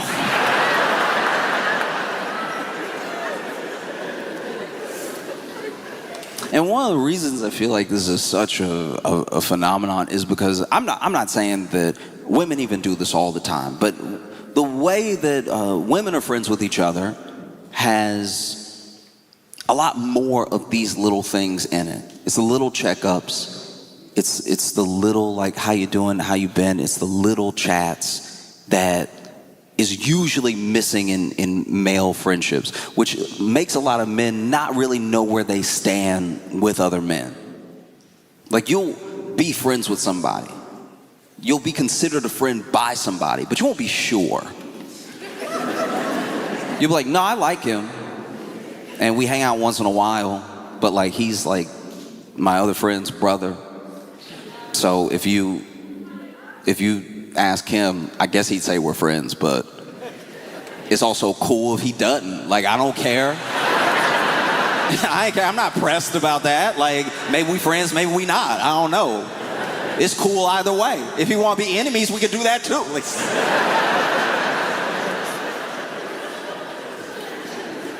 Because that's the thing, is just how we show love is very specific. Like, I've watched my girlfriend tell her girlfriends, love you, easily. Not another thought. Love you is bye, love you middle conversation, whatever, right? And as men, we rarely say, I love you to other men, especially that we're not related to. And I think it's because, to me, it's just a different style of love. Because a lot of men will not say, I love you to their other friends, to other men. They won't say, I love you. They say it in a different way, because what we value as men is the sort of like loyalty or ride or die level of commitment that we have to each other that stays unspoken. Sometimes you don't even know somebody has it for you until you're in trouble. So as men, we don't really say, I love you to each other like that. You know a man loves you when he says, dog, I'd die for you. Because we really just sort of keep it in life and death.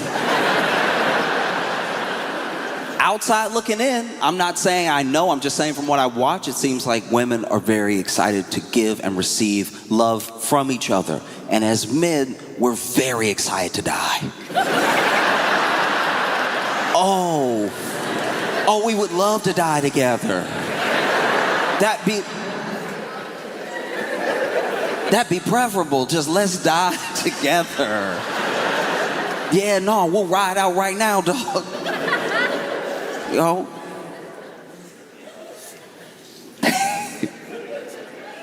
And that's what I saw in that phone call when that dude called his friend. That dude loved him, convinced he was kidnapped. I was like, where you at? Let me know right now. Because so much of it is like about being hard, I suppose. Like, as a man, you want to be not just respect, you want to be admired, you want to be hard, and it seems like being hard is the way to get those two things. It was this dude called his buddy, said sweet dreams. He's like, what you mean sweet dreams?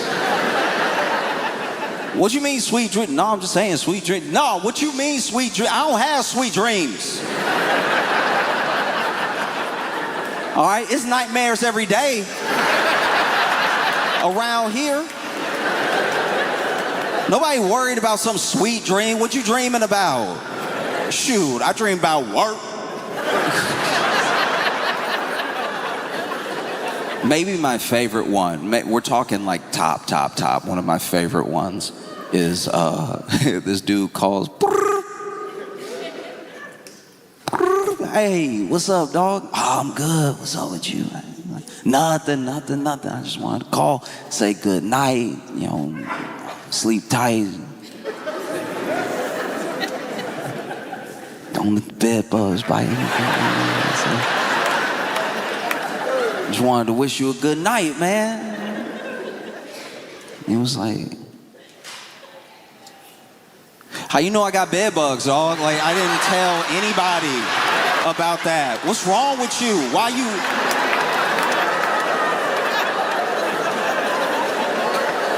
Don't be telling people my business, for real.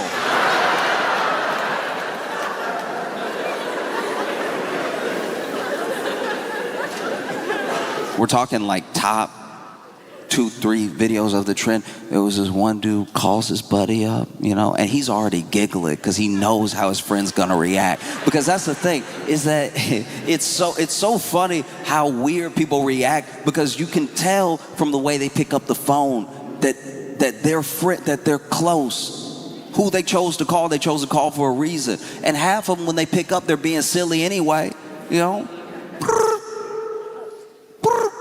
Hey, what's up?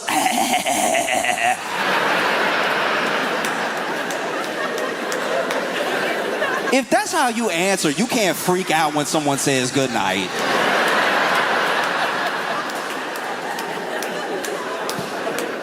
And male friendships are so important because at least for the guys that I know, they're some of the only friendships that tether you. They tether you to a way of seeing the world that is unconditional of other things. I'm not saying that when you have female friends or when you're alone, you can't get to the same place you can get with male friends. I just think it's very different. It's very different. Like if you went to one of your female friends after a breakup and, you're telling her what happened, maybe she'll see your perspective, but she probably wasn't going to do the same thing as you were going to do. Whereas if you go to a guy after a breakup and you tell him what happened, one of two things is either going to happen. He's either going to see completely your perspective. Maybe he'll pump you up. Maybe he'll tell you were wrong. But he's going to see it exactly the way that you see it. Or he's going to be like, dang, I was about to do that same thing. That's good to know. Like I was about to ruin my whole life. Oh, thank God you did it before me. Okay. Oh, that's good to know. All right.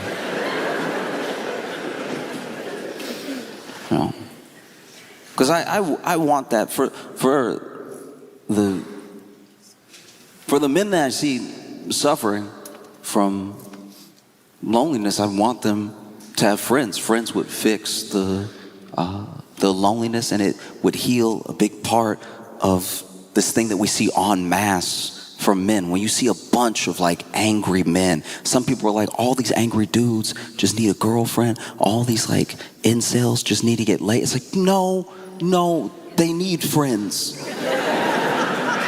like friends.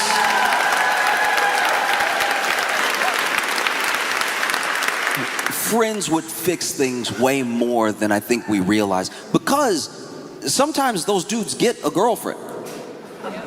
I know it doesn't seem likely, but it's true. No, fundamentally, I'm being serious, it's true. Sometimes the most like weird, nasty posting incel will actually get a girlfriend. And it doesn't necessarily heal everything, because now in their mind they're like, okay,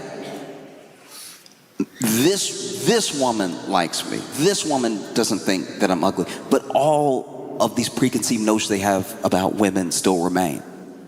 Whereas when you have friends, I'm not saying it makes you a wholly better person. It depends on the friends that you keep. You can measure parts of a man by the company that he keeps. But at the same time, when you have a bunch of friends around you, well-rounded friends that can hear what you're saying or can understand where you're coming from and can help guide you down a better path, that makes it better for everyone.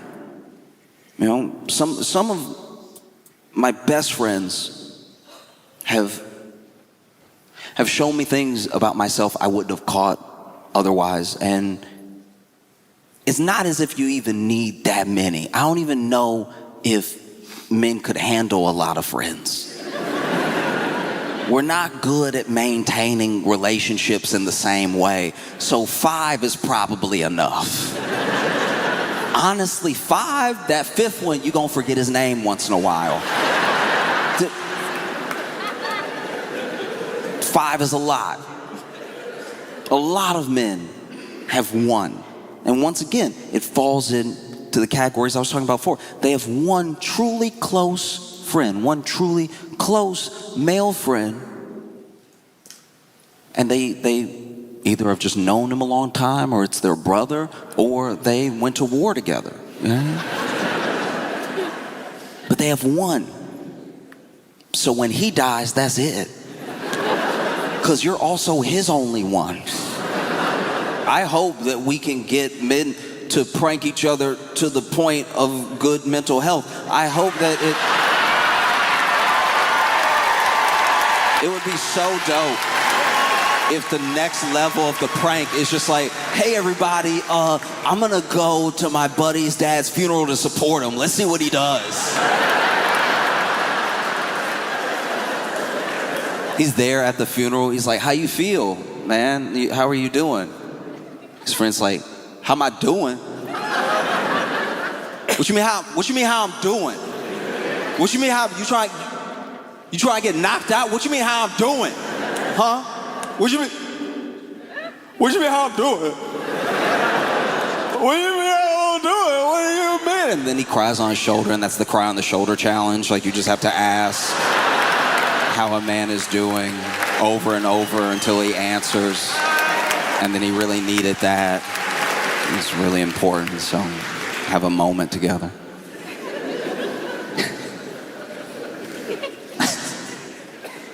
Just see dudes like, next trend, just...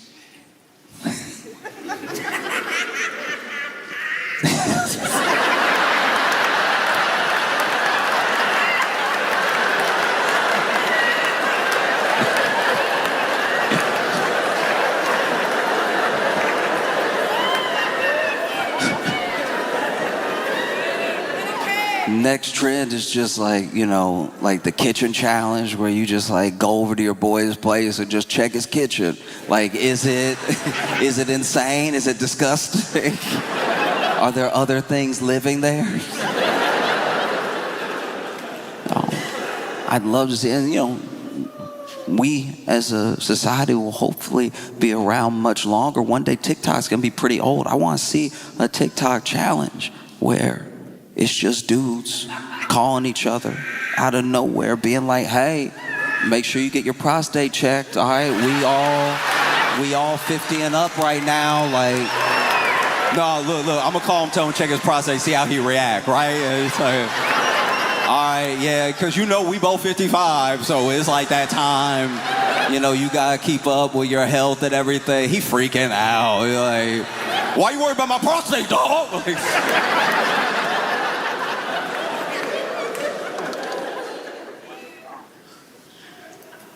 it's something I hope continues, because I think it's nice. Out of all of like the TikTok trends and the YouTube pranks, this is like one that I think is genuinely good.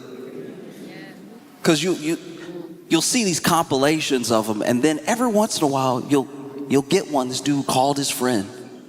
He was like, "Hey, how you doing?" "I'm good. How are you?" "I'm all right. I was just calling, you know, wish you good night and everything." And his friend was like, "What?" It's like, "Yeah, no, I was just thinking about you, so I want to say good night, sleep tight. You know what I mean? Have sweet dreams and everything."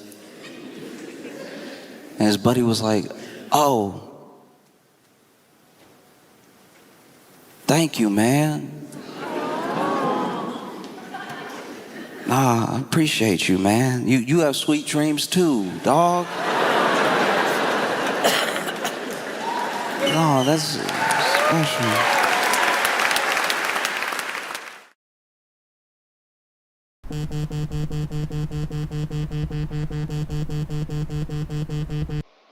Hey, brother, I was just calling to say goodnight and hope you sleep well, have sweet dreams and everything.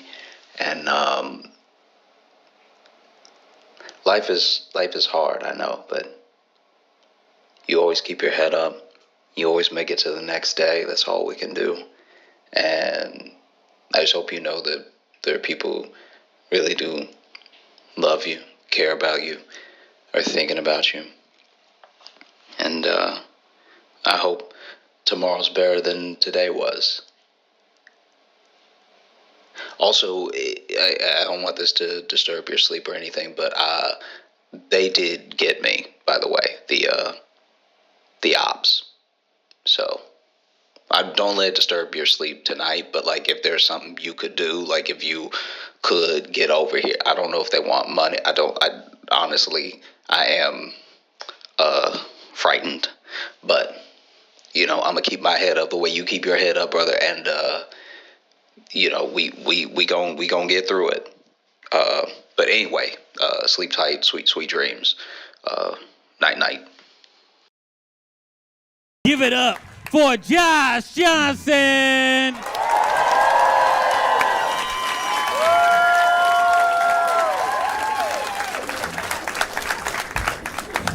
This weekend, wow, it is for everybody. I imagine this weekend was weird. It was weird because for like half a day, We did think.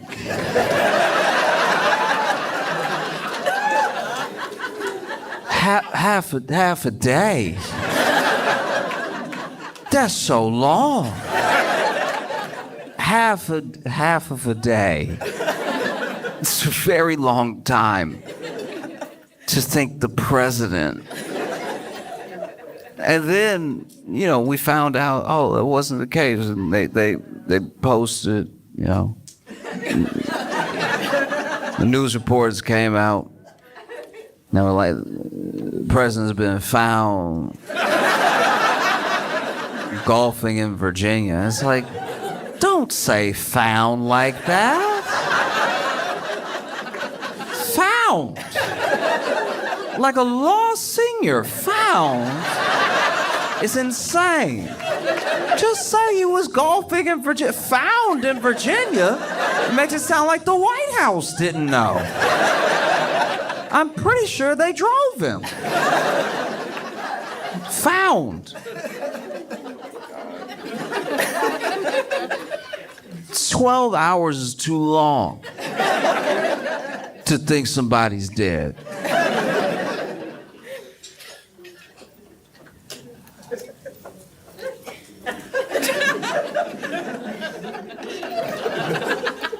My buddy lives with his grandpa.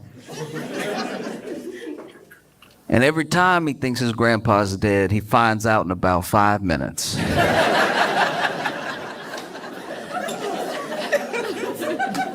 His granddad does that sleep you only do when you old. You know that sleep where you like... I don't know why, but it seems like after 70, people just sleep with a little bit too much neck. You know what I mean? His granddad can't just go to sleep. He always hit the... That's a very dead way to lay. That's how Talia died at the end of Dark Knight Rises. She's like...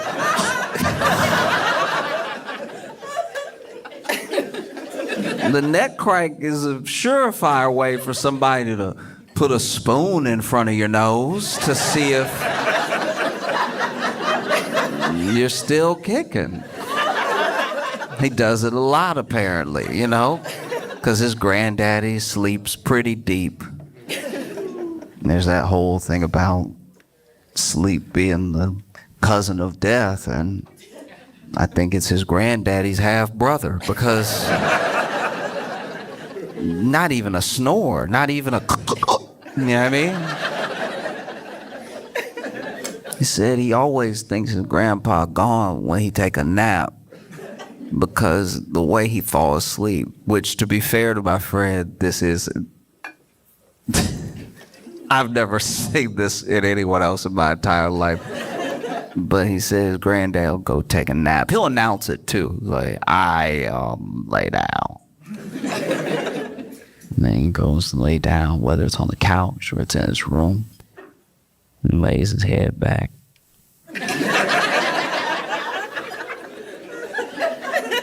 And he said the way his granddaddy falls asleep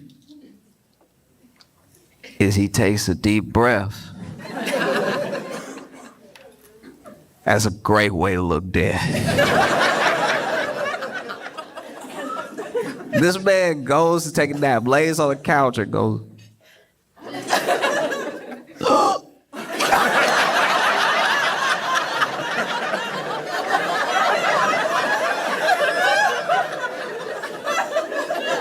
Now, to be fair to his granddaddy, every time he wakes up, he does finish the breath.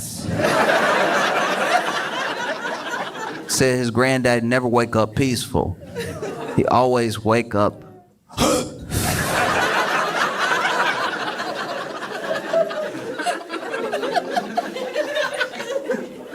But even then, he's never wondered if his granddaddy was gone for 12 hours.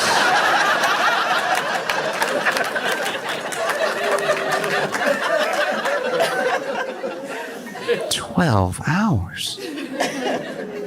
Jeez. And we thought that because Trump doesn't look good. You know what I mean?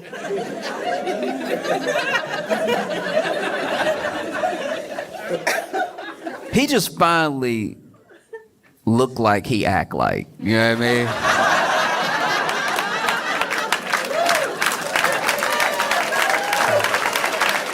Like if somebody listed everything a person did next to everything that they ingested, you'd be like, that's not a person who's well. And finally, he doesn't, he just doesn't look like he's doing great. I didn't even know the term. He had some venous thing. Turns out that venous thing was his ankles. His ankles, I don't know if you've seen them. World leaders have seen them.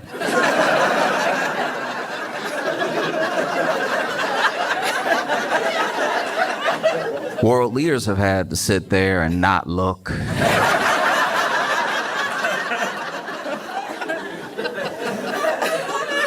In case you're not familiar, look, Trump's ankles are...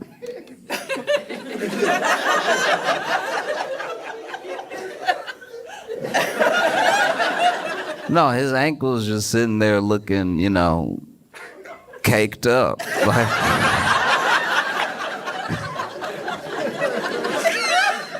I mean, he got some thickums under those socks. Trump's ankles have quite a bit of booty. I can't imagine what that must be like to be an aide in the White House and walking next to the president, taking orders from the president of the United States, but all you can hear is his ankles clapping.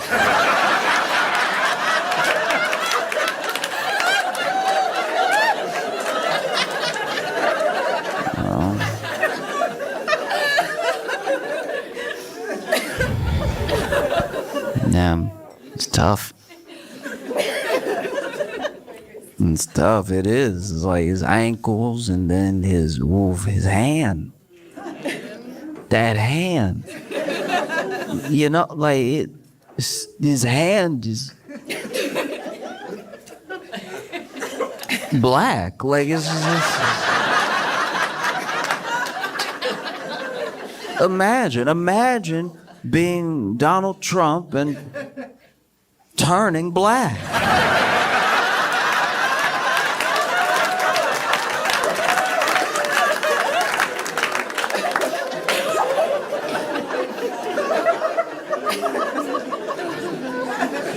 No one's more upset than him.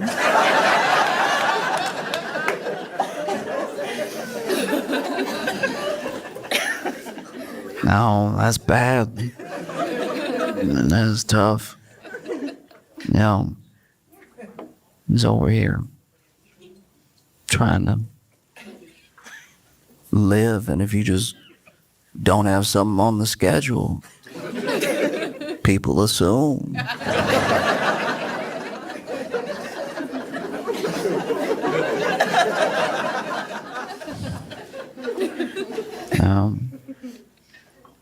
It's funny too because I go back and forth with friends. I have friends that are sort of across the political spectrum. I have these friends who, whether they tell me or not, I know that they voted for Trump. At least one of them, I'm pretty sure, voted for him 3 times. Every time he could, he did. And so we'll go back and forth all the time. We'll mostly be arguing all the time.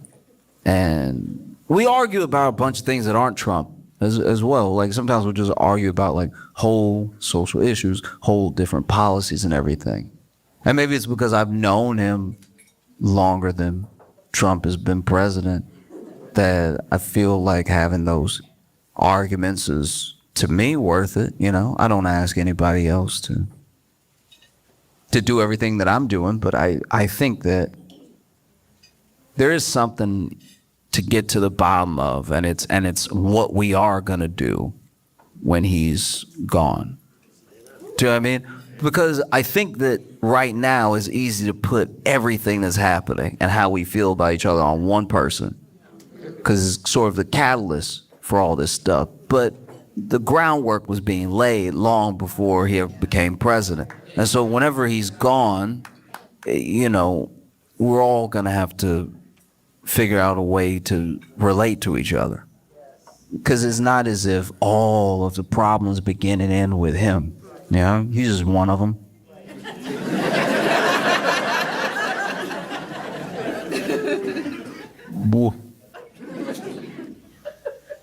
But I don't know. No idea. It's maybe. We don't know. It could be any day now. It could be 200 more years.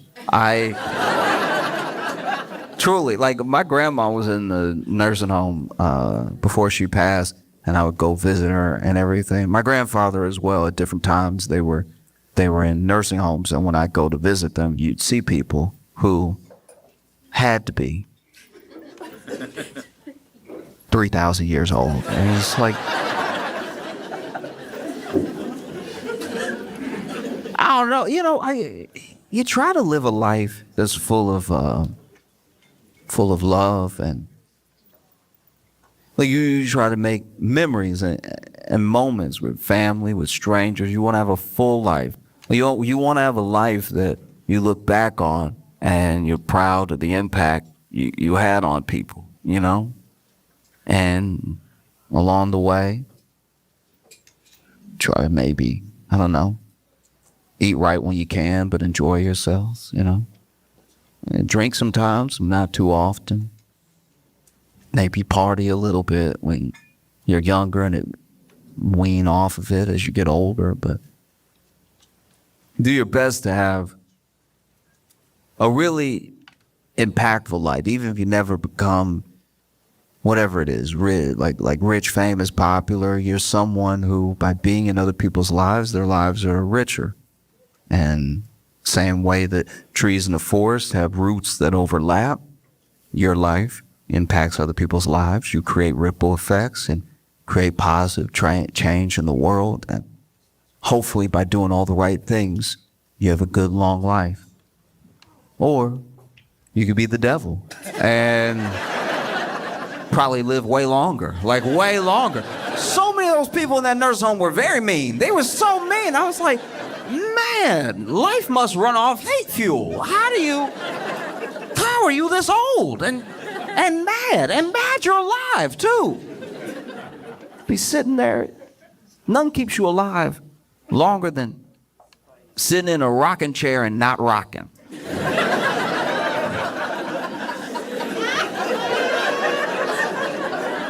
Imagine, you gotta really be a bad person to sit in a rocking chair, have the joy of rocking and not even want it.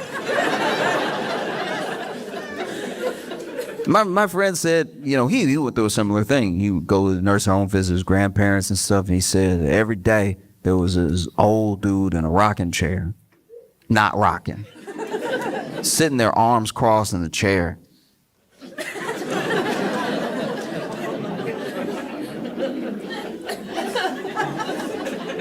Everybody walked by. People would say hello to him.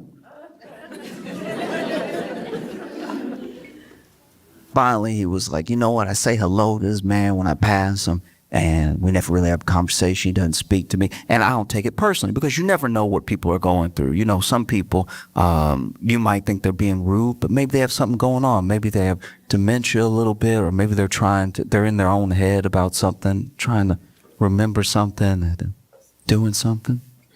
So he said, I'm going to make a point the next time I go there to have a conversation with him. You know what I mean? Because that's the one thing he said he never saw anybody do. And so next time he went to visit his grandpa, on the way out, he walked up to him and he was like, hi, how you doing? The man said, I'm alive. And he's like, well, I hope you're having a good day. He's like, why would it be a good day? And, well, you know, it's nice outside and everything, sun shining. You're in a rocking chair. And he was like, I'm in a rocking chair. I don't like this rocking chair. I just sit in it so nobody else cares.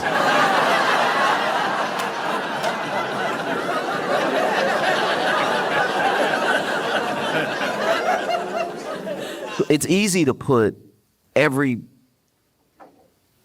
in the way that we are now and all narratives and all discourse on just one person.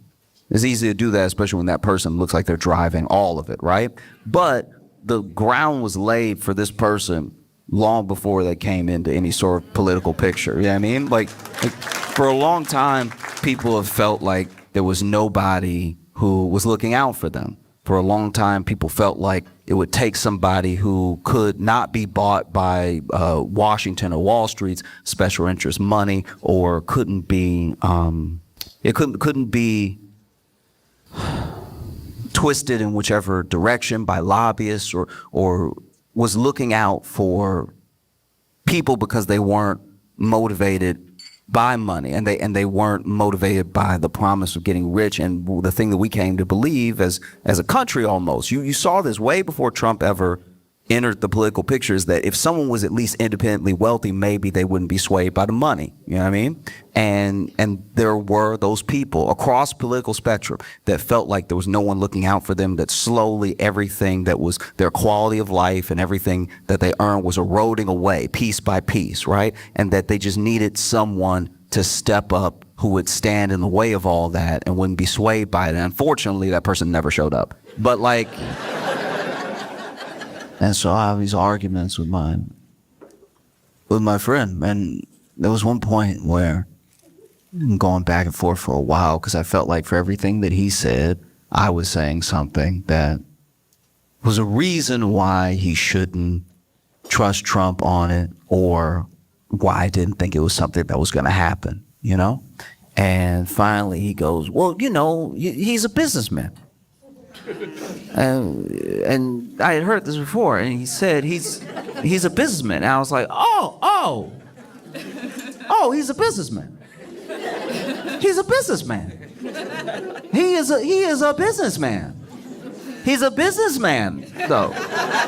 No, like he is a businessman. He is a businessman. He is a businessman. He's a businessman. He is a businessman. You said he's a businessman, and he's a businessman. You told me he's a businessman. I've heard this before. He's a businessman. I'm just making sure that I understand what you're saying. He's a businessman. He is a businessman. He's a businessman. So even you didn't say good businessman. You said,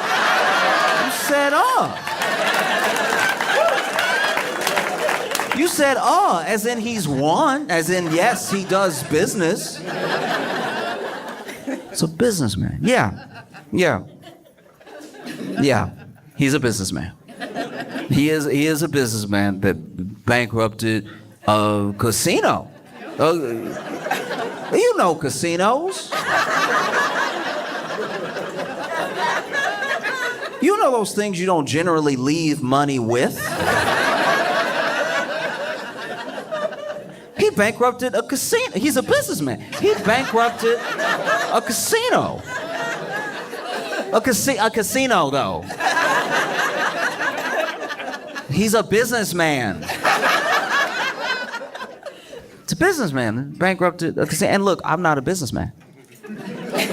And I don't own a casino. In fact, whenever I go to a casino, I don't even gamble. I just do the show. I've done some shows at casinos. And then, I do the show, and then I go back to my room. I leave. Like, I don't know the ins and outs of running a casino. I hardly know what it's like to really, enjoy yourself at a casino, walking through and playing games and stuff. I've walked with other people as they've wanted to gamble and stuff like that. I've been awkwardly standing there, but I don't know what it takes to run a casino. And maybe this casino, maybe I'm throwing this out there as an olive branch. One of many I'll extend. Maybe this casino, this one, maybe had those slot machines that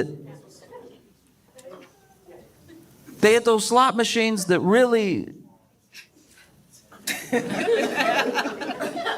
Give you credit for how hard you pull them. You know what I mean? You pull that slot machine as hard as you can, and the slot machine's like,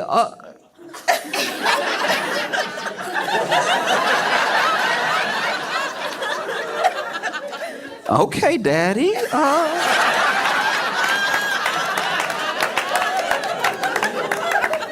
Nah, I gotta get you a little something for that. No, I don't know, but he knows because he's a businessman. He's a businessman. Maybe I'm throwing it out there that at this casino they had, working for the casino, blackjack dealers that were as bad at blackjack as me. Maybe. The dealer, you'd be at his table, and he was like,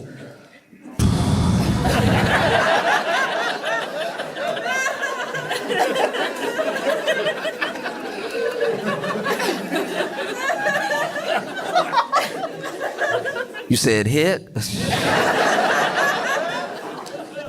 You sure? Okay. And you win again. All right, wonderful. I don't know. He probably knows because he's a businessman. Maybe this was one of the only casinos in all of America, maybe in all of the world, the only casino with clocks.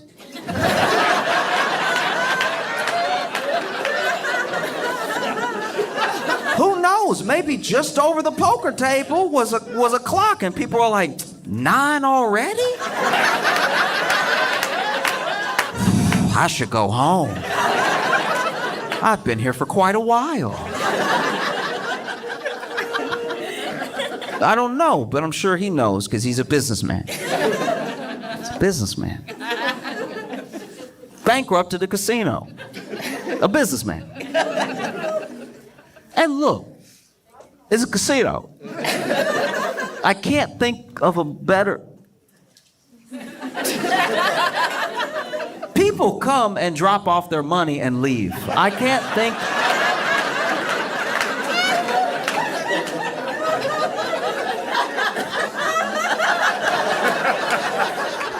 I am not a businessman, but I can't think of a better business to make money. You can't even have casinos everywhere. But, you know, this is my thing. A part of me does understand how someone could think all we need to do is get a businessman in there to fix everything, because I think that America runs so much like a business, even in the parts that it shouldn't, that obviously we're going to think everything translates to business. You know? Like I didn't, this was where I was naive, I'll tell you right now. I thought that even if there was no national pride or community, or even if we couldn't find some sort of like camaraderie as Americans, we at least, at our very core, loved money enough. I thought we loved money more than anyone loved him. I thought as soon as somebody messed with the money, we would all come to our senses and be like, yo, not the money. That's the only thing holding this together. But then you see there are people whose lives have already been ruined. Because of his policies, you could lay all the blame at his feet, and they're like, I'll figure something else out. You'll figure something else out. That's crazy. That's a crazy thing to say. Especially when, like, what? 12 months ago, you were screaming about eggs. And now your business is in shambles. And you're like, who can say? That felt insane. But also, I think that if you look at America as a business, it would make sense that you would want a businessman in there. But the thing is, you can't run the country the way you run a business. You know, a company, if they are in dire straits, could lay off half their work staff and then try to keep things going, use that to stay afloat. A company can buy back its own stocks in an effort to enrich itself as a company, make those stocks worth more. A company has a fiduciary responsibility to its shareholders. A company technically does more for its shareholders than the government does for its people. And so I could see how people would be like, oh, we'd at least like to get that. That'd be nice, some dividends or equity, something. We'd at least like to feel solvent. No. But it just doesn't work that way. And I don't think it should. I think that a business now is very different than a business before. Like there's a thing that happened, and maybe it's only like my frame of reference because of age and everything, but I think that something happened in 2008 that we haven't recovered from still, which is that, like, for the first time ever, companies that truly screwed up beyond measure, like actually beyond measure, like they should have crashed everything. This is the type of stuff that you read in the textbook and then they, you know, hung everybody. Like that's... We don't realize it, but that's the level of like nasty that it got in 2008. If you had, you know, knocked off a couple 100 years and put it in France, there would have been a guillotine. You know what I mean? And instead, there was a bailout, but instead of a bailout of the people, it was a bailout of the companies, because we believe in business so much. We believe that everything works like a business, to the point where even the politicians, naively, maybe some of them sincerely, were sure that if we keep the business afloat, it'll keep the people afloat, because then people won't lose their jobs, and then people will still be able to get these services, and people will still buy these products, right?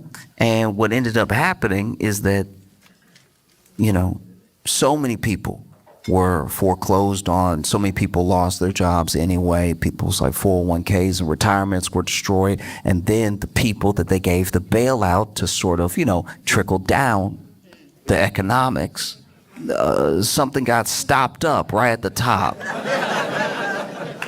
And so people who had wrecked the economy beyond measure got a bonus. They got a bonus for wrecking usually when you break something. And ever since then, it feels like business is about not being left holding the bag. That's what real business seems to be now, is that you do everything you can to extract as much value as possible, and then you dip before everything comes crashing down, whether you dip because you sell the company or you dip because, you know, you decide to shutter it after you've like fired everyone and ruined it as a service and everything. Basically private equity, right? So I believe he's a businessman. I do, because I'm sure, look, if we're talking business, to his credit, I'm sure that he was not worse off for bankrupting that casino. I'm sure it was the people that worked at the casino. I'm sure he stiffed some of the contractors who helped build the casino, but I'm sure that he found a way to leverage that debt, because he loves debt. He found a way to leverage that debt into his next venture, and then he started selling steaks or whatever. I don't know. Like, it was just, it's been a lot of products.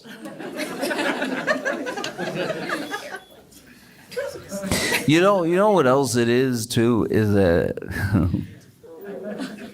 you can't focus too much on this one person. It makes him more important than he really is. I understand that he's president. I understand he's one of the richest people in the world. But as far as importance, is about what lasts, you know? This dude, no wonder we thought he was gone. He went on Fox News. No wonder we thought he was gone. Trump went on Fox News. Everybody forget this. Trump Trump went on Fox News and just started randomly, no one asked him, randomly talking about how he was trying to get into heaven. And it's like, then you know.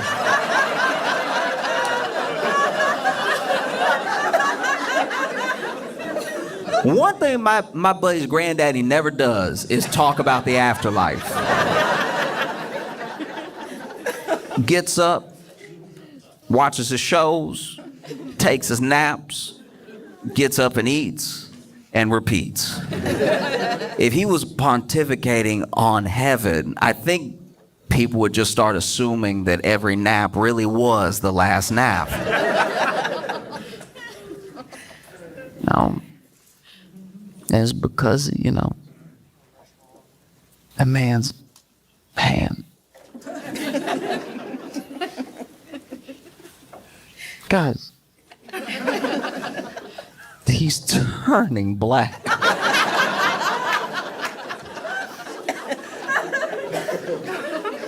But I don't, look, I truly, I talk about Trump because he's in the news, but I don't really care about Trump. I care about people. What's going on with people? All of this is going to outlast this one person, you know?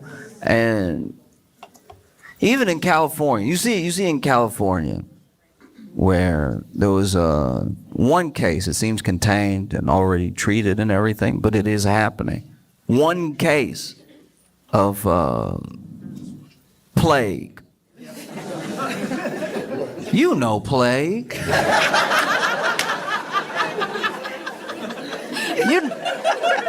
You know plague.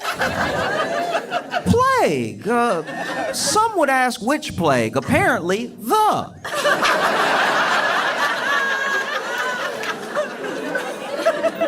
You know plague from the producers of the Middle Ages. Plague. You know plague. Don't act like you don't know plague. You know plague. It's plague. The reason Europe's not bigger. Plague.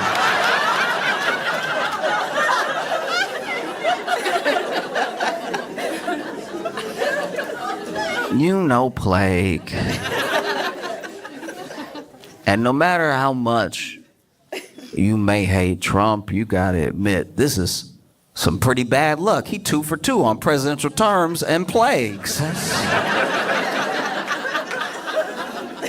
That's crazy. That was wild. Yeah, first one a fluke. The second one, how did a plague skip Biden's era? Like that's.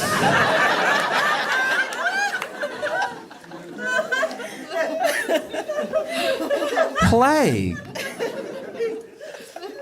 Because that's the fear, is that, like, yes, they found one case, they treated it, you know, they've even traced it back to a particular source, because it's really a climate change issue, because basically the fleas that carry plague are thriving right now in the warmer climate, and so then they're hopping on more rats, and then the rats might come in contact with people, right? And so there's always the fear, the possibility that it isn't just that one case, and it isn't just contained to California. There's a real fear and a possibility that plague could have spread to the president's hand. Like it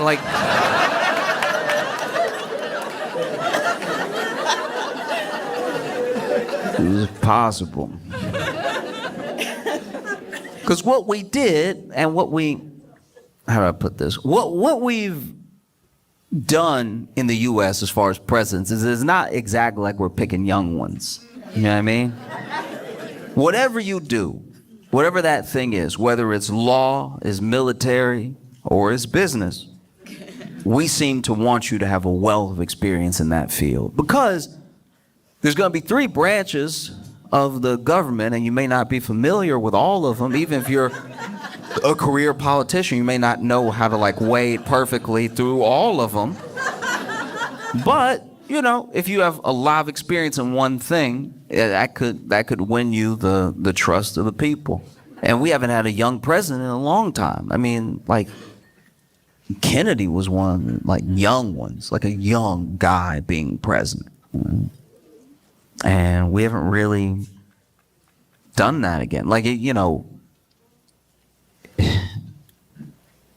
what we've done is we've let confidence and swag make up for youth. If you are the president and you present yourself in a way that makes us feel good, we will turn that back over to you in the sort of social capital that youth usually carries, right? Because we want you to have experience, but at a certain point, we have to be realistic, right? Like, Bill Clinton wasn't young, but he had a saxophone.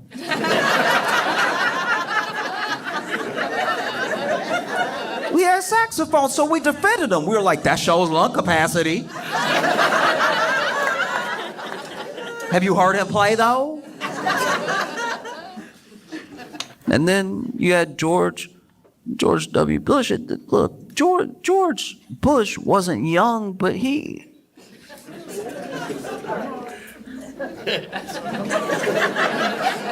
I don't know, he just had like a childlike wonder to his...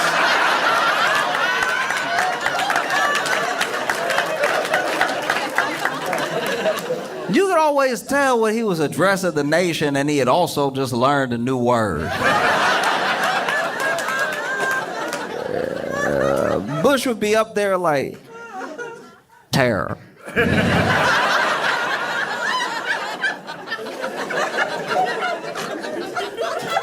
Did I do it good?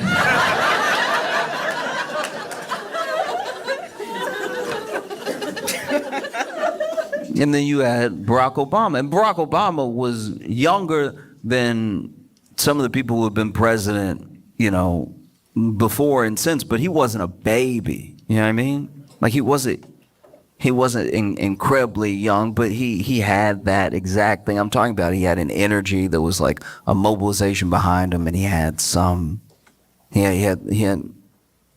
like some measure of charisma that made up for any youth he might have been lacking. You know, I remember when Barack Obama sang that Al Green. That was incredibly uncomfortable.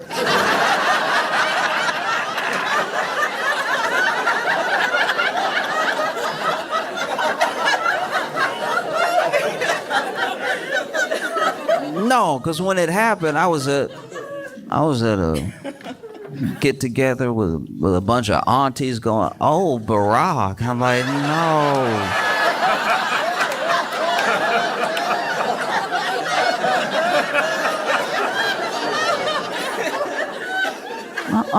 No, I'm trying to have my dinner right now. What you doing? Can't eat meatloaf in these conditions.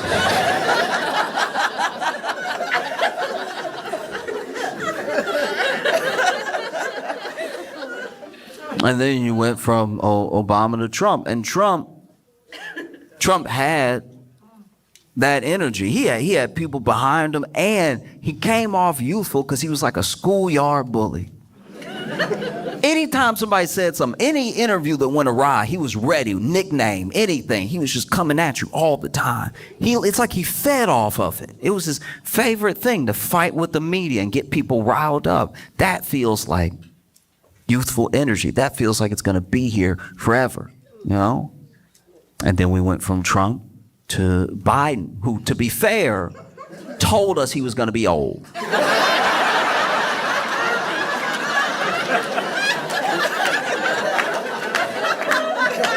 I've talked about this before. We were coming at Biden. We asked Biden, and Biden was like, "Are you sure? I got a Werther's in my mouth right now."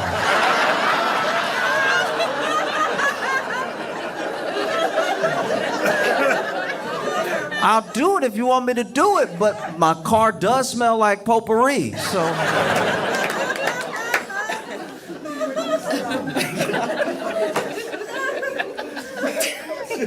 I'll do it. If y'all want me to do it, I'll do it. For real. If y'all like, no. Like if I'm the only one that can stop them, if I need to do it, I'll do it. But just know, when I shake world leaders' hands at the G7, G20, whatever,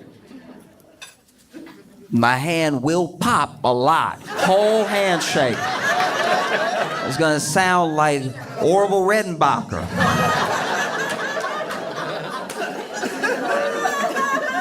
But if y'all insist. And then we got Trump again after Biden, and this feels very different. You go back and watch a rally of Trump from 2016, 2017, and then you watch a press conference now, very different. It's very, very different. I mean, it seems like he's dying. Like it's... Because look, I'm not, it's not lost on me that to be an American, to live in the US, you have to become, or at least have an understanding of what you need to do to be a semi-good capitalist, right? And there are people that ask the question, how can you fight for a more equitable world while you're living in a system that is corrupt? And I look at it the way I look at when I travel and I meet people who live in the country, but they don't speak the language, right? Like your native language is compassion and charity. You weren't made specifically to speak the language of margin calls and derivatives, dividends and everything. That's a language you can learn to get by because you live here, but it's not the language you were born with. When your parents are raising you, or when you have fond memories of being a kid, they all come from things much, much deeper than money. And then as you get older, you clearly need money to get by. That's no crime. Like, you know, you have to function as a society. So you learn how to move with money as best as possible, but you can get distracted. It can take you to a place that makes it hard to remember your humanity. You know what I mean? Like some people look at anyone who has succeeded in business as someone who must have earned it, but that's not how all business works. You know what I mean? Like if I own a house and I set it on fire and I run out of the house, am I a genius or did I just have an insurance policy?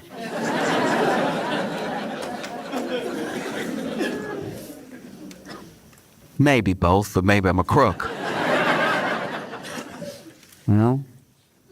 Like only solvency that you have to contend with is your soul.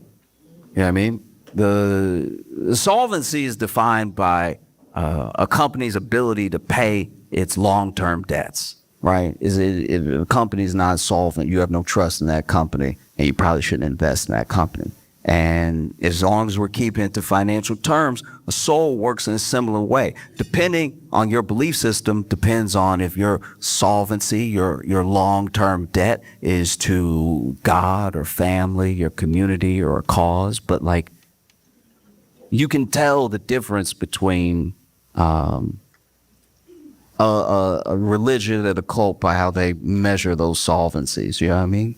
I'm not saying that every major religion doesn't have its blemishes. It has people, so it's going to have plenty of mistakes in its history. But, you know, a religion that only speaks to what is deeper about you and what is in you and what happens outside of all of this is probably worth looking into, worth reading about.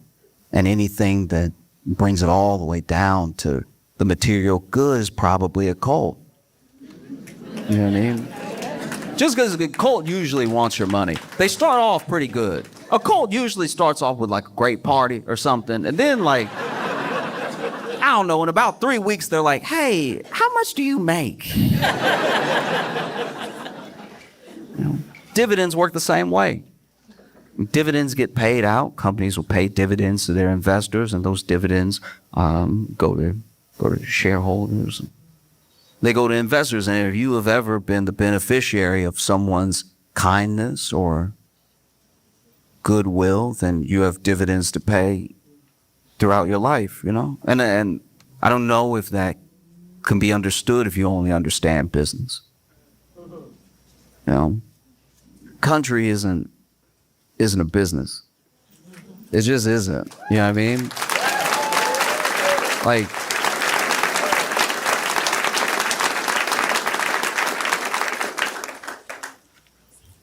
but who knows? He's a businessman. Like, maybe he's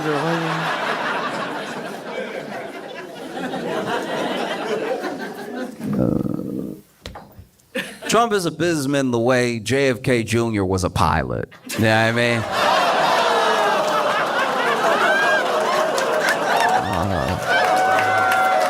Oh, all right.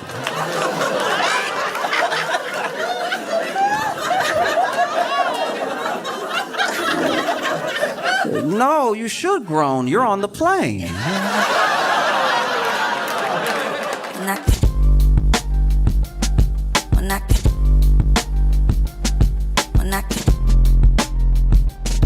Mira.